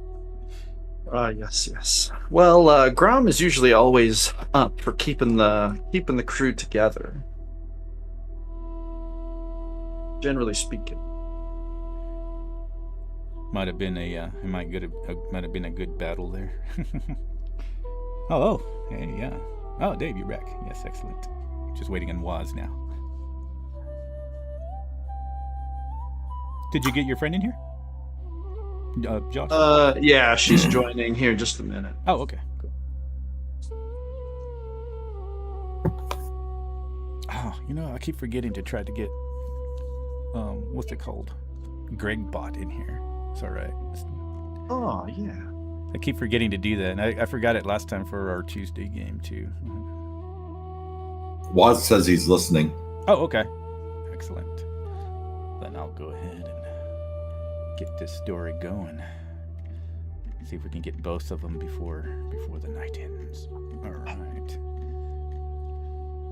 Oh, lots of notes here. Let me see here. Let me go back here.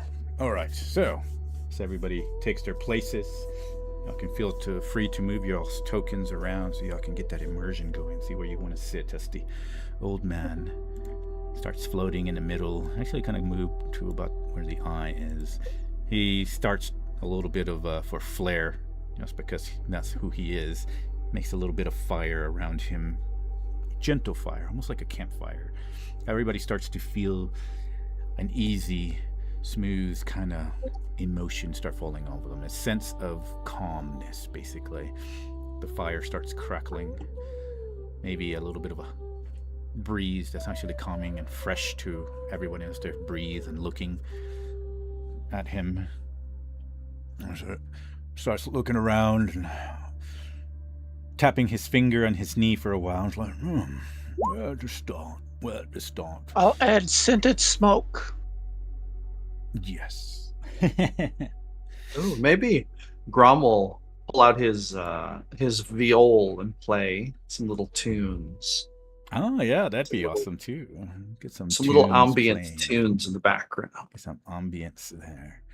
Scented smoke, getting the mood going, and you actually start to see that within the cradle. You see that it actually starts to get a little dim, and seems the light.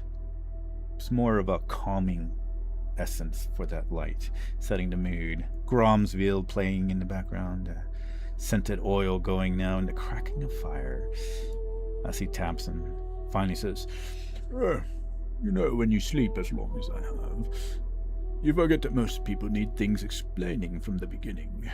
For me, the beginning was, it was a task day, I think, or the equivalent of task day, before there were days, before there was word for task day or day. You understand what I mean? And then he opens his hands as he starts moving them over the fire. He's like, you did, that's fine, but I'll go slower. Then he folds them again. Before Solar existed, before the mountain, before the oceans, before the first creatures ever drew the first breath, there was nothing. And I mean nothing in a way your language doesn't have a proper word for, but not darkness. Darkness is something, not silence. Silence is something. Just the absence of everything. Including the absence of absence, actually. Very hard to explain to people who have always existed in a world that, always existed. For them, that is. Do not be impressed that I was there when nothing ended. It was actually my father who helped. I was not impressive then either. I simply was. We all simply were. Those of us who existed before the shaping began, that is. We were not gods. We were never gods. We do not grant prayers. We do not hear them. Closer to what the world is made of than what the world worships. You might have heard of the Great God. When the Great God set creation into motion, when he and the other prime entities began to shape Solar, we were already present. And you will see him sort of look over at Cub, and then you continue and says, the primordials gave the world its bones, its storms, its deep waters, its mountains, its fire at the core. The gods gave it purpose, races, intention.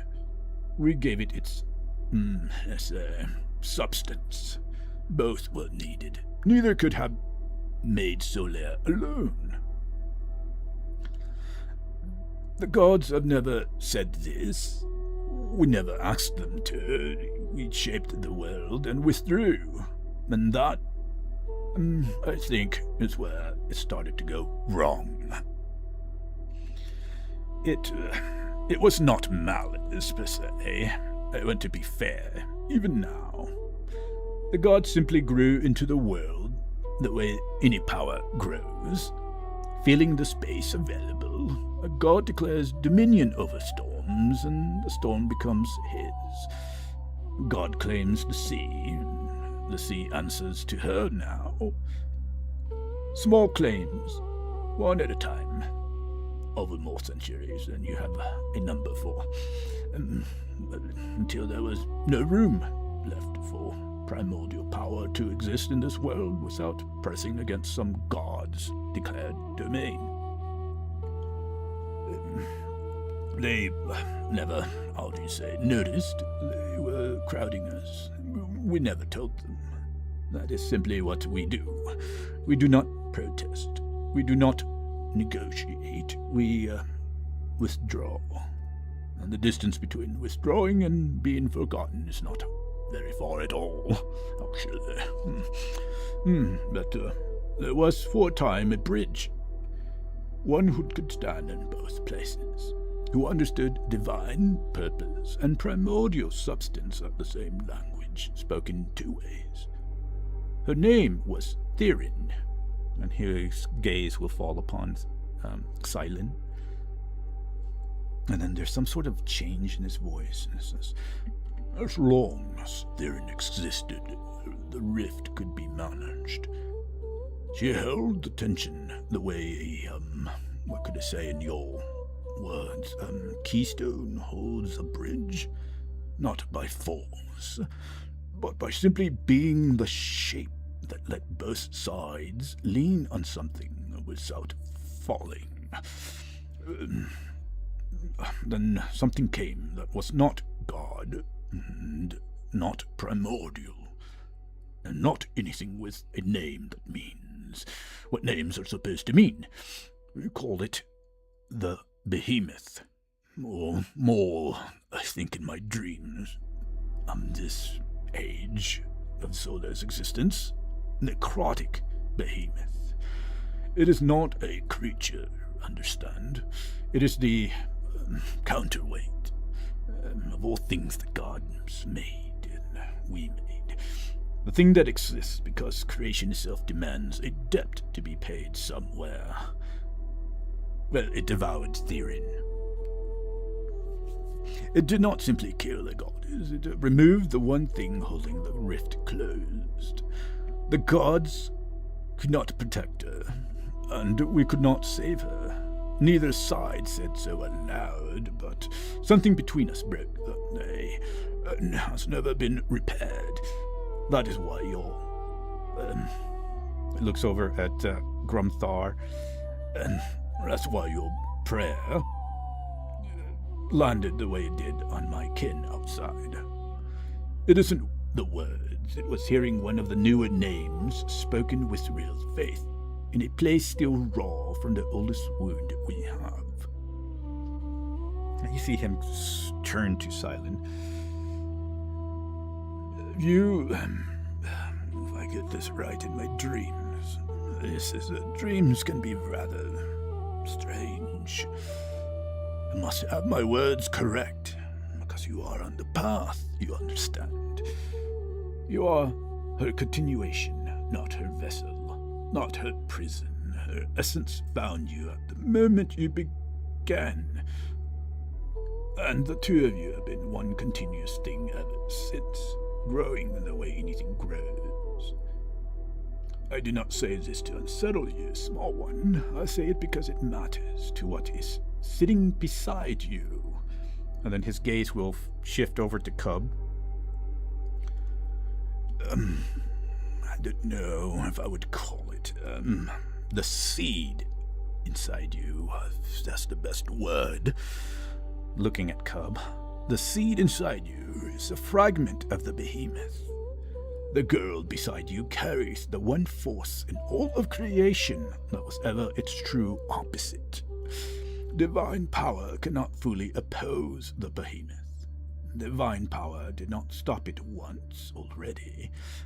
Primordial power cannot either, because the behemoth is, in its own broken way, primordial. Only Therin ever stood truly against it, which means of the two things sitting in my cradle right now, one of you may well be the only thing in this world that can end what's inside the other. He kind of pauses for a little while. I would not test that if I were you. Not yet. Not without knowing what happens.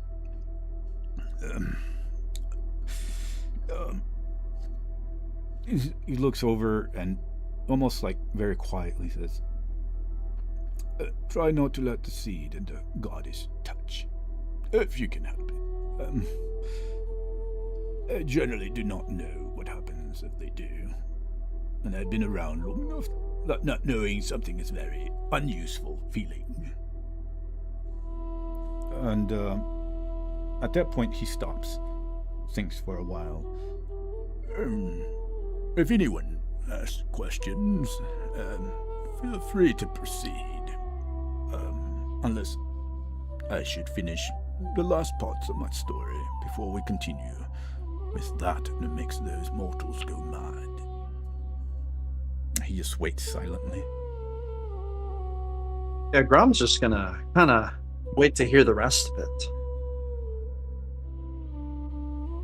Oh, let me get this straight. The seed of destruction that I have inside me is the counterpart of the light that Silent has, or in this case, the ancient goddess Theron. Yes. It's an essence, yes, correct. What it means. Who knows what it means right now?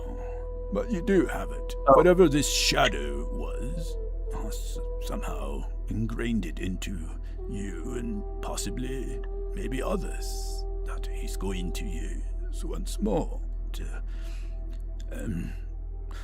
let's see, trying to think in the dreams, destroy the tree, the elder tree. And, the one that has the power to try to at least stop it in the mortal world would be Theron. As his arm kind of points over to Silent. So in reference, she's the light and I'm the darkness, and we. Does that mean that we would have to eventually kill one or the other? Oh, no. That's completely up to the paths and your decisions. Your is just a seed. She carries a seed, an essence of the goddess.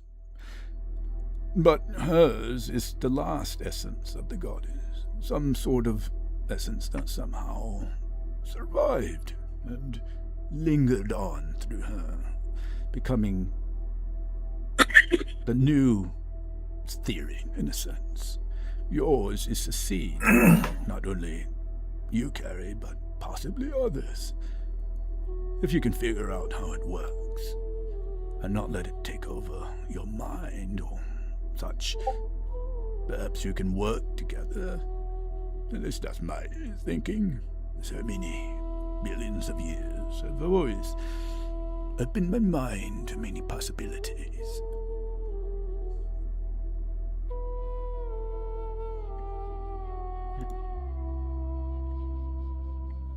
And then he'll look around at the rest of the group if there's any other questions.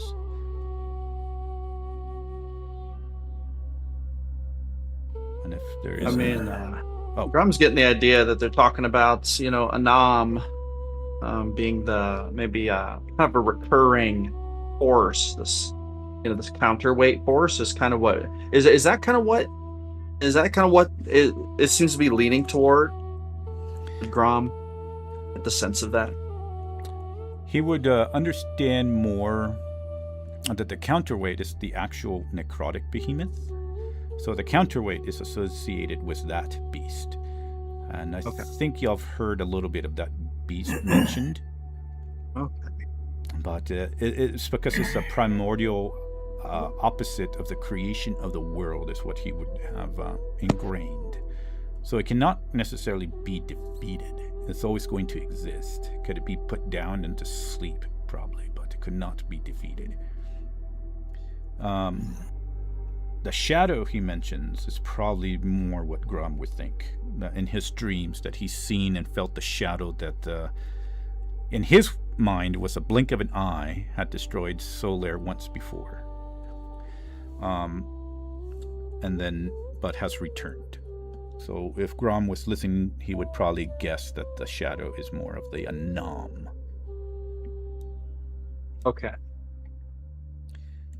And within that, he would continue and says, well, the last parts of the history of the primordials is that Thildrum was the primordial of storm and sky, and that's where we originated from. And then, of course, there are my brothers. And the grandfather, he looks over at Grumthor. I'd met my brother, which my brother gifted, which is very rare. And we also have sisters. 2 sisters. Earth and stone. And then, of course, beneath Solar, Silvara, the primordial fire. And then from us, we also, for a time, decided to try our hands at creating what gods would create, their races and such. But from us, there were the giant race. Your storm, I think that's what they call them, storm giants and mountain giants. Stone giants, no, there are many different names. So, is that where Whisperfang might have come from? Oh, perhaps.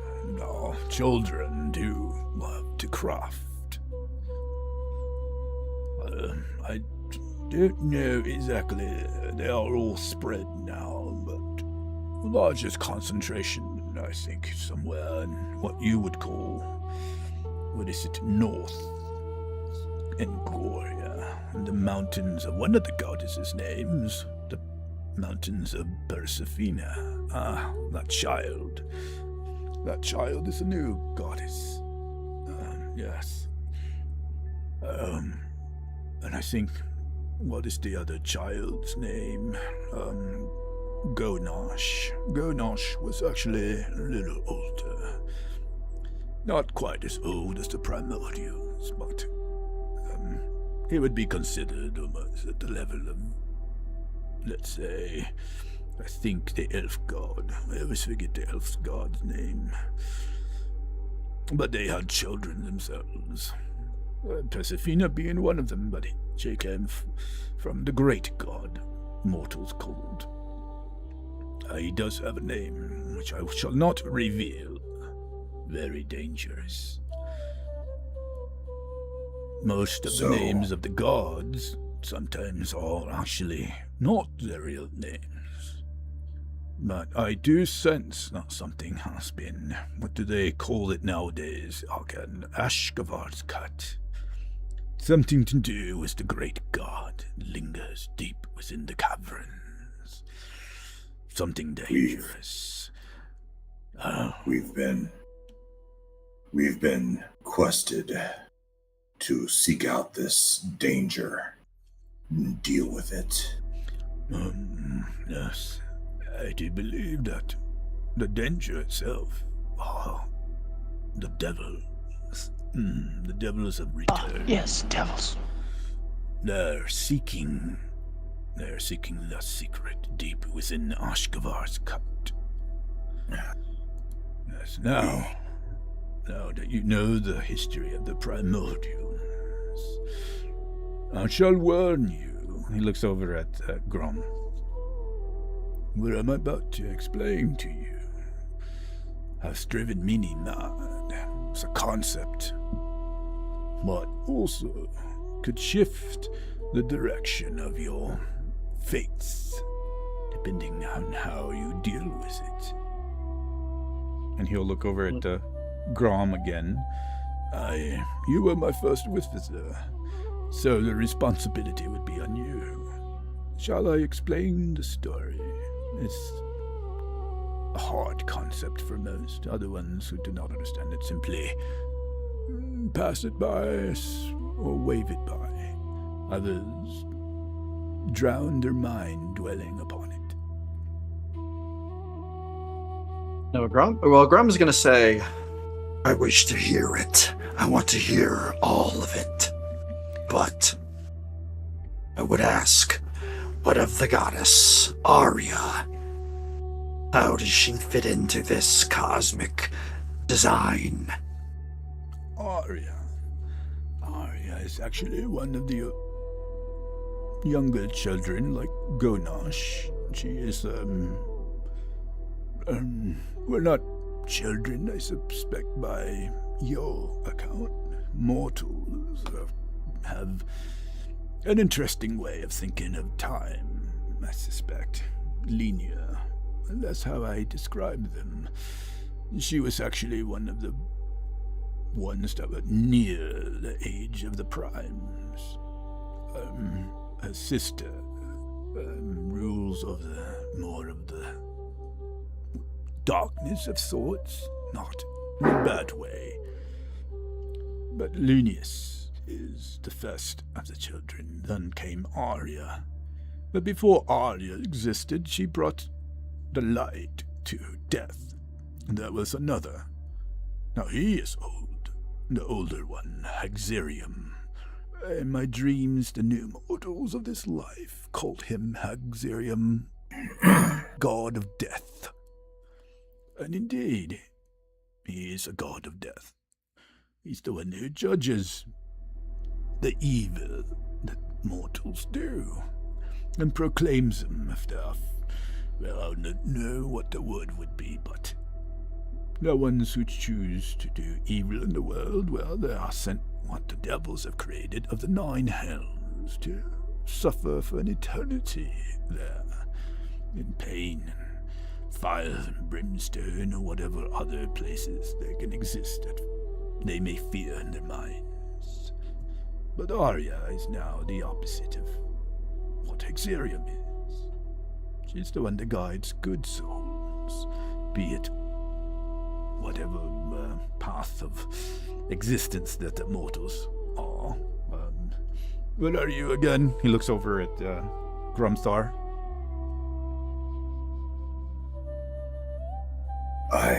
Who am I? That was the question, right? What is the word? Racist, yes. What are you? I am an orc. Yes, my orcs. father and my kin. Well, there. See, so for all you orcs, if you'd create goodness and live a wonderful life, and I guess goodness and evil are very interesting concepts to primordials, but I guess I see certain compass that the divine, the gods follow. Depending on how you treat one another, all you orcs can be judged to go to, what do they call it, heaven or the hells. And Arya is the one who takes the path to eternal happiness or rest, to a place that is rewarded for the hardships and staying on the path of whatever compass that god follows. That is more. Question. What if you're neither good nor evil? You just cease to exist? Says, no, as I said, it's an interesting concept that gods have. I suppose it just goes upon the actions. I'm not really sure. It's like, so you explained I am not a god.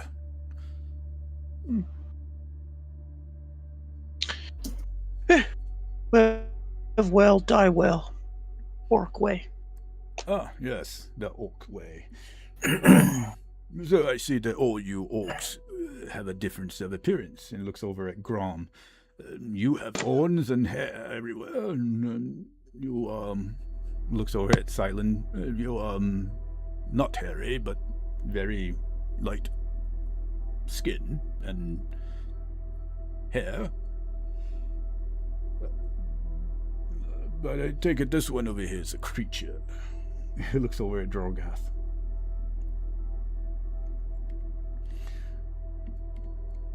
If anybody responds to that, they can. If not, he's gonna sit there and just like, Very well then.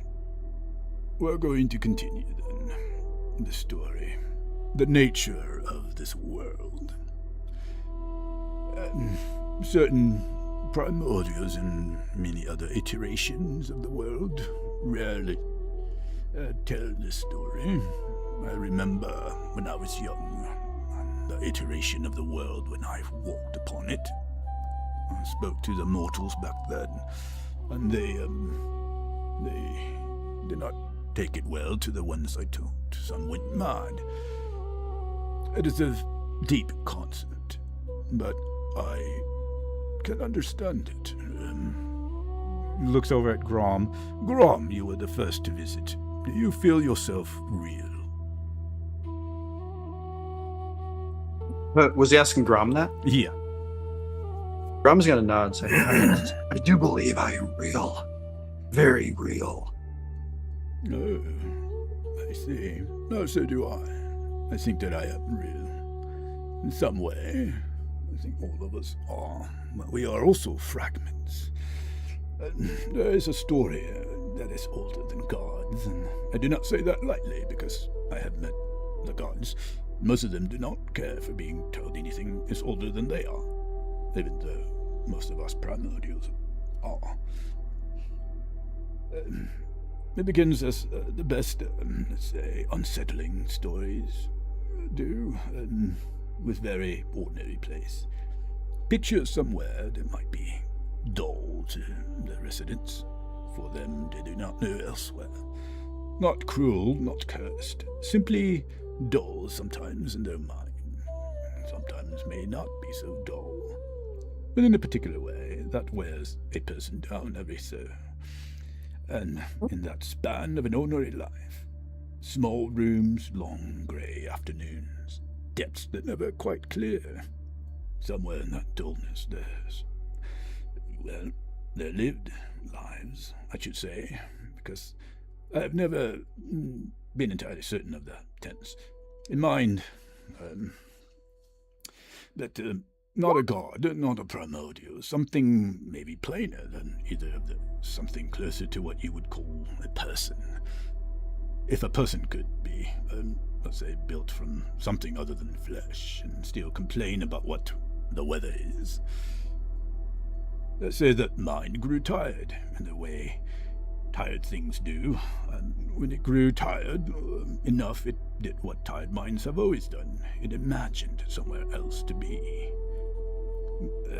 Most such imaginings last no longer than the tiredness that made them. A daydream on a hard afternoon gone by supper. But some minds imagine so completely and so often return to the same imagining to the rest inside it. That thing imagined stops behaving like, let's say, a daydream and starts behaving like a place. It gathers weight, it grows, rules of its own. It grows people who do not know they were ever anyone's afternoon. Are you still with me? yeah, Grom's gonna nod, still playing his viol. I've come to believe slowly and reluctantly that, so there is such a place. I do not say this to frighten you, though I have watched it frighten others, and I understand why. I say it because I believe it's true, and because in this part matters more than the rest. I do not think it changes anything you have felt. Grief dreamed into being still grieves. A wound dreamed into a body still bleeds, honestly. If someone imagined your sorrow before you carried it, the imagining does not make it any less lighter. It only means that sorrow had an author once, the way a song has a composer, long after the composer has stopped humming it. And he kind of looks at Grom's veal. Here's the part I find strange. And I have had a very long time to sit with strange things. I am not certain I am one whole thought. I suspect And I want to be honest that this suspicion, not certainly, which is itself an unusual sensation for something my age, that what sits before you now, this particular voice, this particular jokes I cannot seem to stop making even in a moment this heavy, may be no more than a fragment, a single idea that tired mind happened to have on one particular afternoon. Given enough shape and enough returning to that, it learned to sit up and speak. I do not know if the rest of that mind's thoughts are out there, somewhere too, wandering other dreamed corners of other dreamed worlds, unaware of each other, the way siblings raised apart never learn each other's faces. It's a lonely thought if you let it be. I have chosen most days not to let it be. There's maybe a second part to the story. Part that touches the three most directly, to listen carefully. He kind of looks over at Cub and Silent and Grom, since you were the first three to come in. Dream worlds are not sealed rooms. They are more like a great mini doors, each opening into its own dull afternoon, its own tired mind, its own imagining. And every so often, rarely but not never, two doors swing open into the same hallway at once. Two dreams brush against each other, the way two strangers passing on a narrow road brush shoulder without either of them meaning to stop. When that happens, something can cross that gap.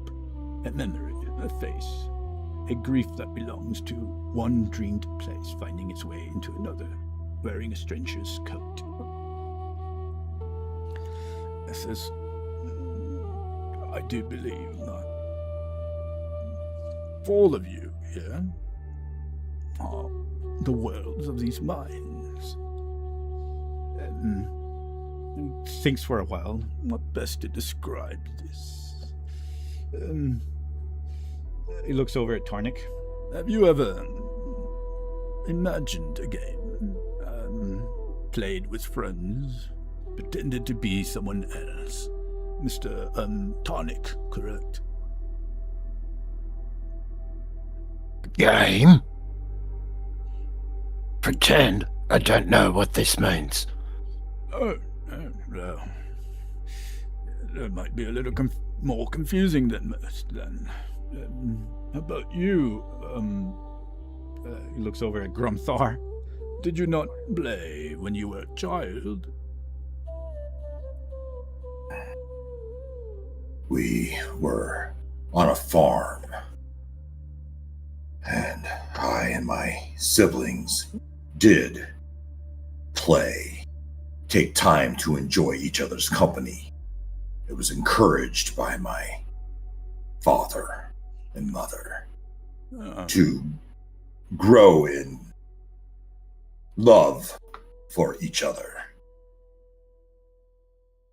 Says, did you ever, I say, trying to think, play with, I think it's more on the other ones who play that, with dolls or, what do they call them, toys? Yes, toys. Pretending to be some sort of a person in the minds of children, imagining. Of course, we had games, we had toys. We had many of those were preparing us for the future professions, imagining what it would be like to be a farmer or a hunter. My father gave me a bow that we'd practice with. It was My father gave me a hammer. Ah, that's nice. Yes. The children's imagining being gifted. All this is, Yes, it was very good for smashing the brains of the rodents in with. Yes, hammers used for smashing, indeed. Excellent. Well, how best to describe it for everyone? That was a good game. Yes, Or yes. running around smashing the rats. He It was a looks- good game. Oh, yes.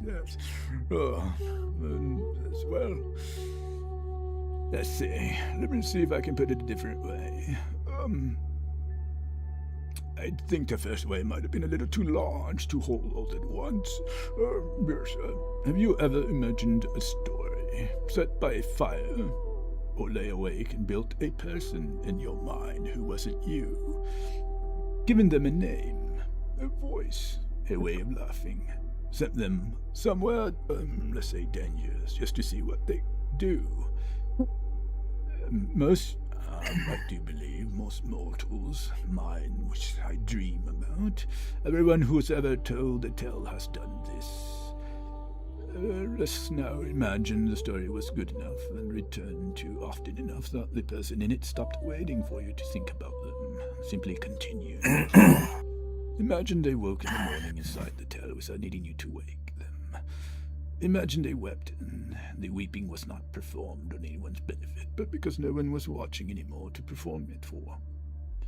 Imagine a whole world built up around them, tall enough and detailed enough that they could spend a lifetime in it and never once suspect it had ever been just some teller at all that was creating this world. Now, imagine you are that person in that person's mind. And he looks over at the group, and then he tries to lock over to Grom. And says, have you ever imagined a person such as what I'm describing? Someone in a different world. Different for escaping the stresses of the world. Grandma's gonna nod and say, "Oh yes, many times I've thought about stories and heroes and make-believe places. I have oftentimes laid awake beneath the stars and looked up and lost myself in fantasy." Says, there we are, fantasy. That's the words. Well, Grom, what would you think if I were to tell you that right now there's a game happening, and you are the character in this entity's mind from a world much more different from ours? What if I were to tell you that you might be an element of that person's mind and personality? Whatever his thoughts are currently being driven by different worlds and minds, these worlds that are created by those entities' minds. What if I were to tell you that you are just a character in this entity's mind right now? All of us. Different entities touching each other's imaginations in a make-believe world. And whatever happens from here on out will define what happens to your character by that entity's imagination moving forward. Graham would kind of listen to this for a minute, and so I think that he is thinking that this guy's basically talking about how the gods play games with mortals and stuff.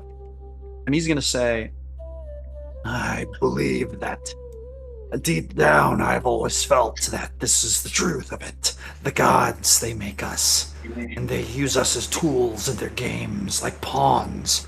However, I embrace the reality that we can achieve greatness for ourselves. And he will smile and he'll say, There we are, gods. But this is what is going to be a deep thought. I do admit it's a little bit hard concept. But even the gods that you worship are nothing but the imagination of these entities. These entities created the gods that you worship. You are the one who actually probably were the reason that these gods were created, not the gods creating you. Because you exist, this world exists. Because Gromthar or Tonic or Cub, the ones that I can sense in Narsag. Because of you, the world exists. The gods were created. The world was created. In our idea and estimation, billions of years ago, but in actuality, maybe not many years ago, by these entities that have created us into imagination and made reality for us. Not the concept, I'm saying. That is what is going on here. A world that many have been driven mad by the concept. Those that could not consider it. But yes, Grom, you are a character in whatever this entity is, and the gods were created because of you. Do you understand how much power they could give you? He's gonna kind of raise an eyebrow. He is, I feel like, so this is some pretty existential stuff for Grom. He struggles with that anyway. I kind of feel like maybe he's not quite absorbing all of this, and he's just gonna kind of stare at the old guy. Like the old guy might kind of see the wheels turning in his head a little bit. I feel like he's not really gonna answer right now. And he like turns over to Cub. How about you, Cub? Yes. What do you think about this story? Do you understand the concept?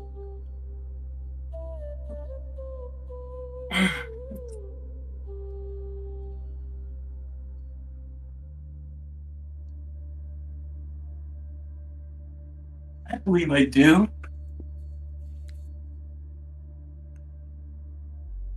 I believe I do. Says,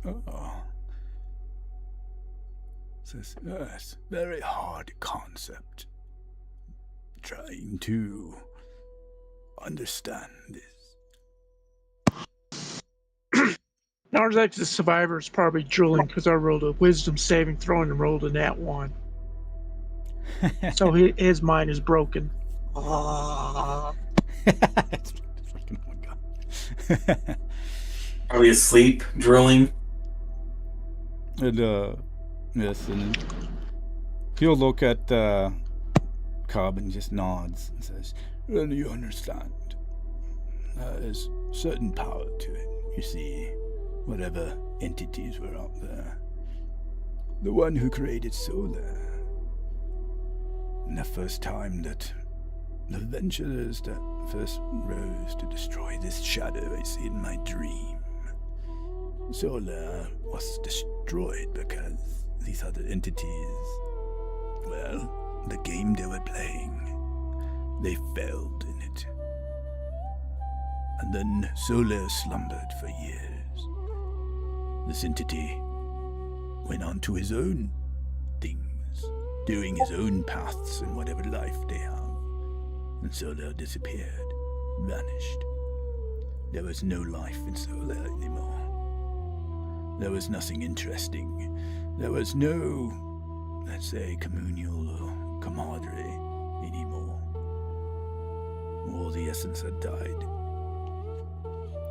And that is a possibility again, should most of these heroes being raised in the world should, let's just say, not be able to step up, I suspect that's the word, to whatever Anam, I think is the Shadow's name. Yes, Anam. Anam is this great entity, the other aspect. You see, these entities, such as myself, are different aspects of these, let's say, imaginations. Anam represents one part of that mind, and the others, they represent, like myself, a different part. More calm essence of whatever this entity that created the world is. It says, you might be one element of a person's imagination. Gromthar is another element. Tonic, That's another element of his entity that's creating tonic. And of course, we got Grom over there, another element of whatever entity is creating him. And the reason it's important is because we don't want to have the world disappear now, do we? So, however you move forward with this information, it gives you something that most others have never heard before from the primordials. And we are primordials because we can say that we are simply closer to this entity than most. Primordials. Like, how would I say? Not gods, but more in the path of what this entity would consider the bones of creation. And that's why we usually are quiet. We don't give very much to the world, watching the world grow and linger on. But that's enough from me. I don't want to break minds or give into more depth that many might not understand. So, he looks over at Gromthar. You have the gift. I've given you the awakening of your weapon. And with that awakening of the weapon, the most of the evil, I suspect, has been vanquished within Ashkavar's cut. Those rest lingering devils, or let's say creatures that are still there, they may still exist. And then he'll look over, which he's kind of been ignoring right now, and looks over. I sort of feel that this one over here, I wasn't quite sure, but I do believe he hasn't really done anything, but the devils were working with more of his, I would say, kind over there. Kind of does one eye over at Saz at that time.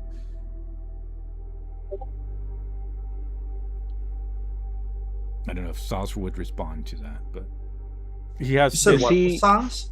Oh, because he hadn't really talked to Saz, but he would at this point say that he had felt the same sort of maybe essence or type of creatures that were working with the devils. Oh, okay. I got you. Brom already knew this. Yeah. That was a lot of information, Lynn. So great job, right? Applause. Did I hear you say that Ashkavar's cut has been resolved? Yeah. So what you heard was that there was a lot of destruction Ashkavar's cut for the devils and stuff that, I think he mentioned it in other sessions before, that they went in there and actually gave a hint that they had wiped out some of the devils and, what do you call them? I guess the Sapari. But at the same time, he just said that there's some dangerous stuff and there might be lingering devils or perhaps more Sapari. All right. So we still have our quest to do. Well, yeah. If y'all go over there and see, and yeah, you still have your quest and such to go over there and just make sure. Yeah, we still have to take the device into the Ashkavar's cut itself. Yeah. And Gromthar will tell him this, right? Share with this great being what our quest is to do. We are taking this device to secure Ashkavar's cut.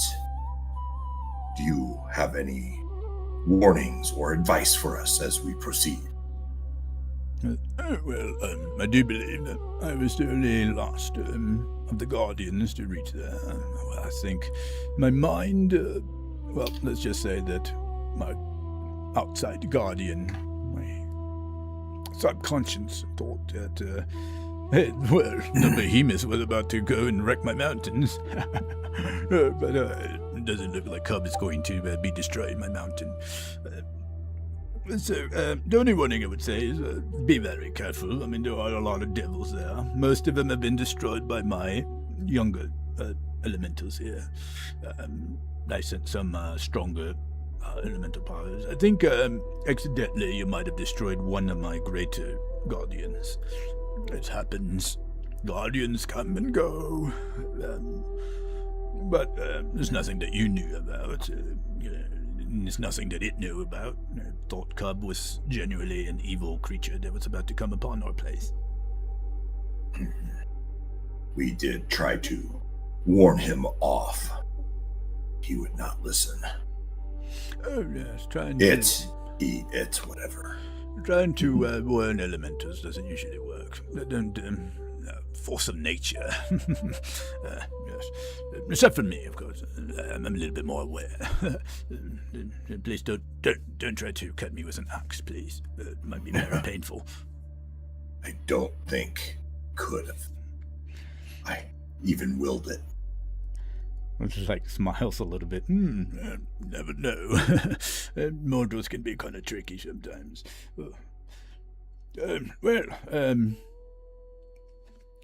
I suspect that if anybody has questions, and he looks at everyone, feel free to ask. But that is my story. I know it's a strange concept. I don't think that you are part of the other original group. Starts walking over to Saz. But I figured that I wanted to keep quiet on certain things as I tried to ruminate. Smiles over at Saz. He's gonna stay looking at him. His hands behind his back. Is he specifically referring to the Sapari that are working with Anam? Or at least Ashkavar's cut. Working with the devils there. He's asking me if I am? No, he just says, he said that he suspects that by now with you in the room and he was reading while he was telling his stories, he suspects that you are not part of them.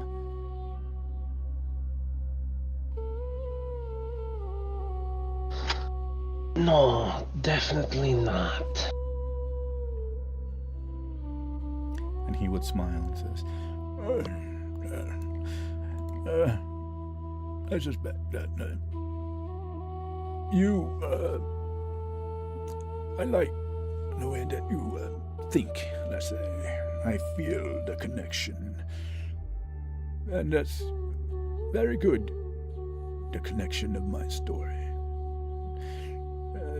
Suspect you also understand that link, that thing that is far beyond what our world is. And the story of imaginations of things go. says, smiles.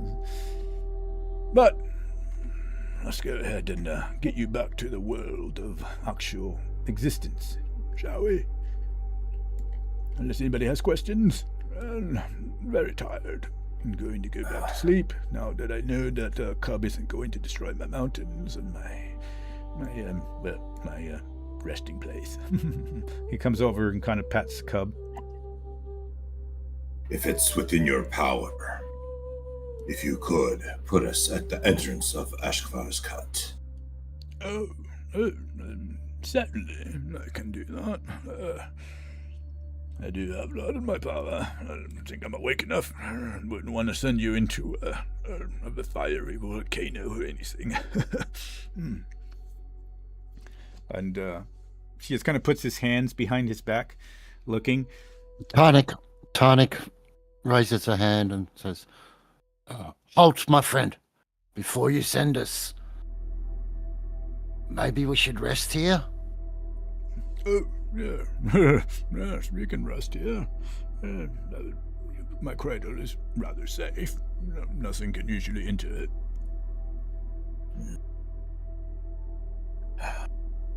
Tarnak, you are quite wise. Thank you, Great Valdras.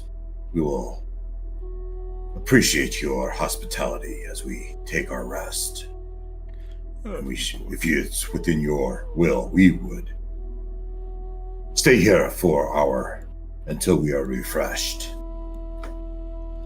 He says, "Oh, yes, of course. Man, I'll have my young elementals keep watch for you. And remember, when you leave and return back to the world, heed the words in my story. They can be rather helpful. But just don't dwell on it to where you are mad. Maybe your friend over there might have a little bit of a trouble with that. He looks over at Narzag.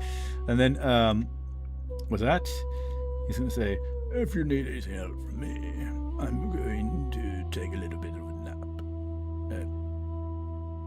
And Volsa is just... go ahead. I'll say what I wanted. Oh, you say you're going to message? Yeah. Oh, okay. Awesome.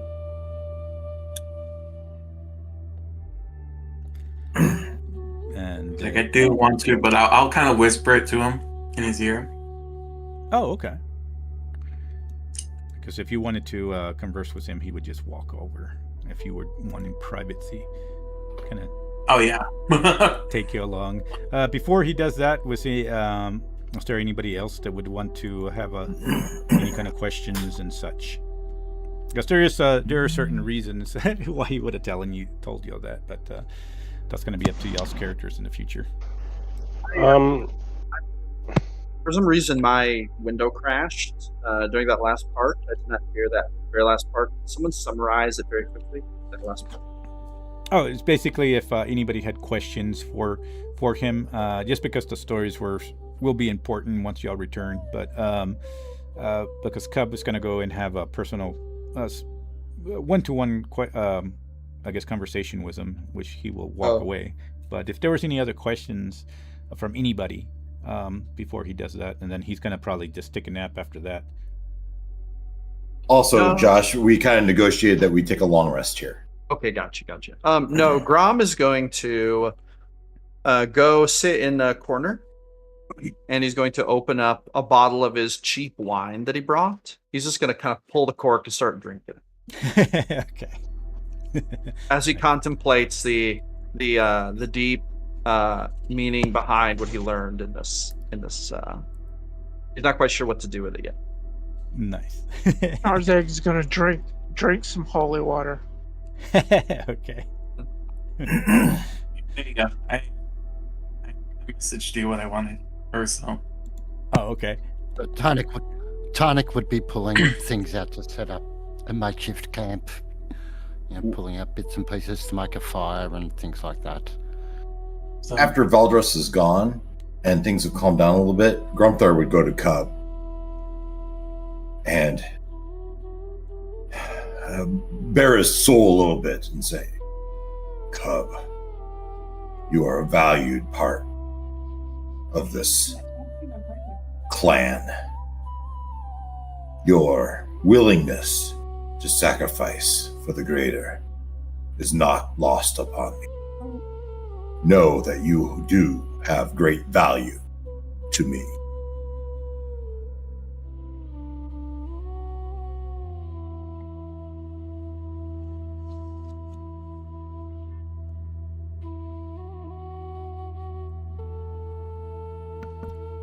With no response, he'll exhale. I go I'm like, well, I will say, part of me is like, I'm a little, it's like I get the idea I know that you guys wanted to bring me back to life and everything, but there is that small tension. Is like all of you staged a way to just figured it's like, okay, just end me like that, and then not only that, but you brought me in and then told it to me in my face. Like, I get the plan, I got the plan, I understood, and I respect it, because I valued you as a team. But there is that small it's like you just flat out told me you're gonna kill me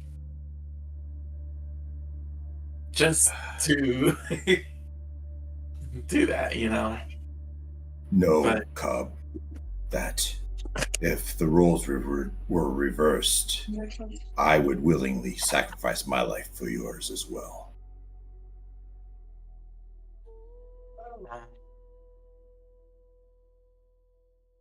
I appreciate that.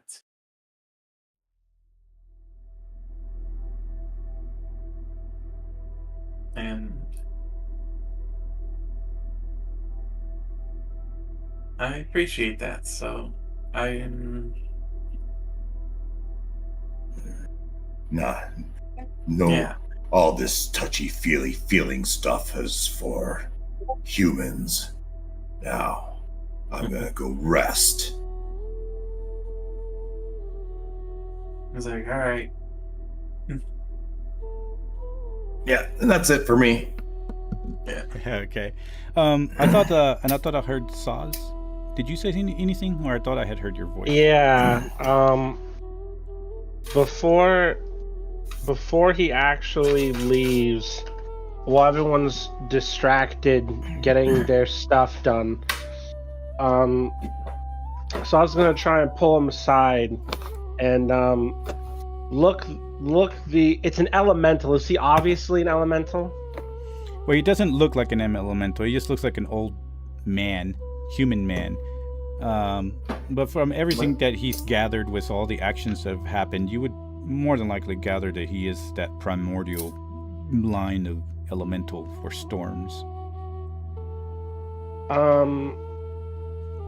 Saz would look at him, take a moment like he was choking on what he wanted to say, and grasp that amulet that he's wearing around his neck.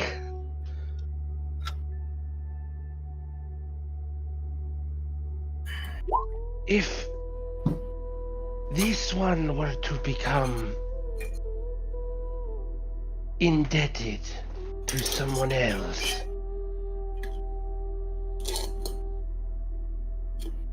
what are the chances that that would benefit these people?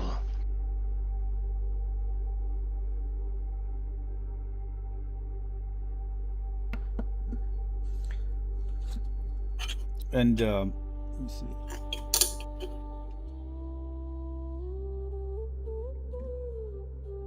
And he's sorry, trying to the amulet that he had. I'm trying to think. Which amulet was that? It's been a The while. amulet that he's currently using to hide himself from the devil Okay. and from the other Sabari. And I'm assuming he's referring to the That thing that we talked about. okay. Just making sure. So he's gonna close his eyes at that, and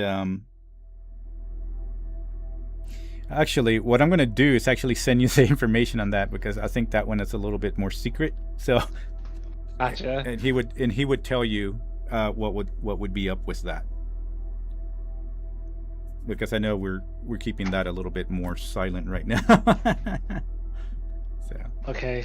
Saz would kind of nod and grasp that amulet a bit harder and kind of slither off to the rest of the group. Okay. Excellent.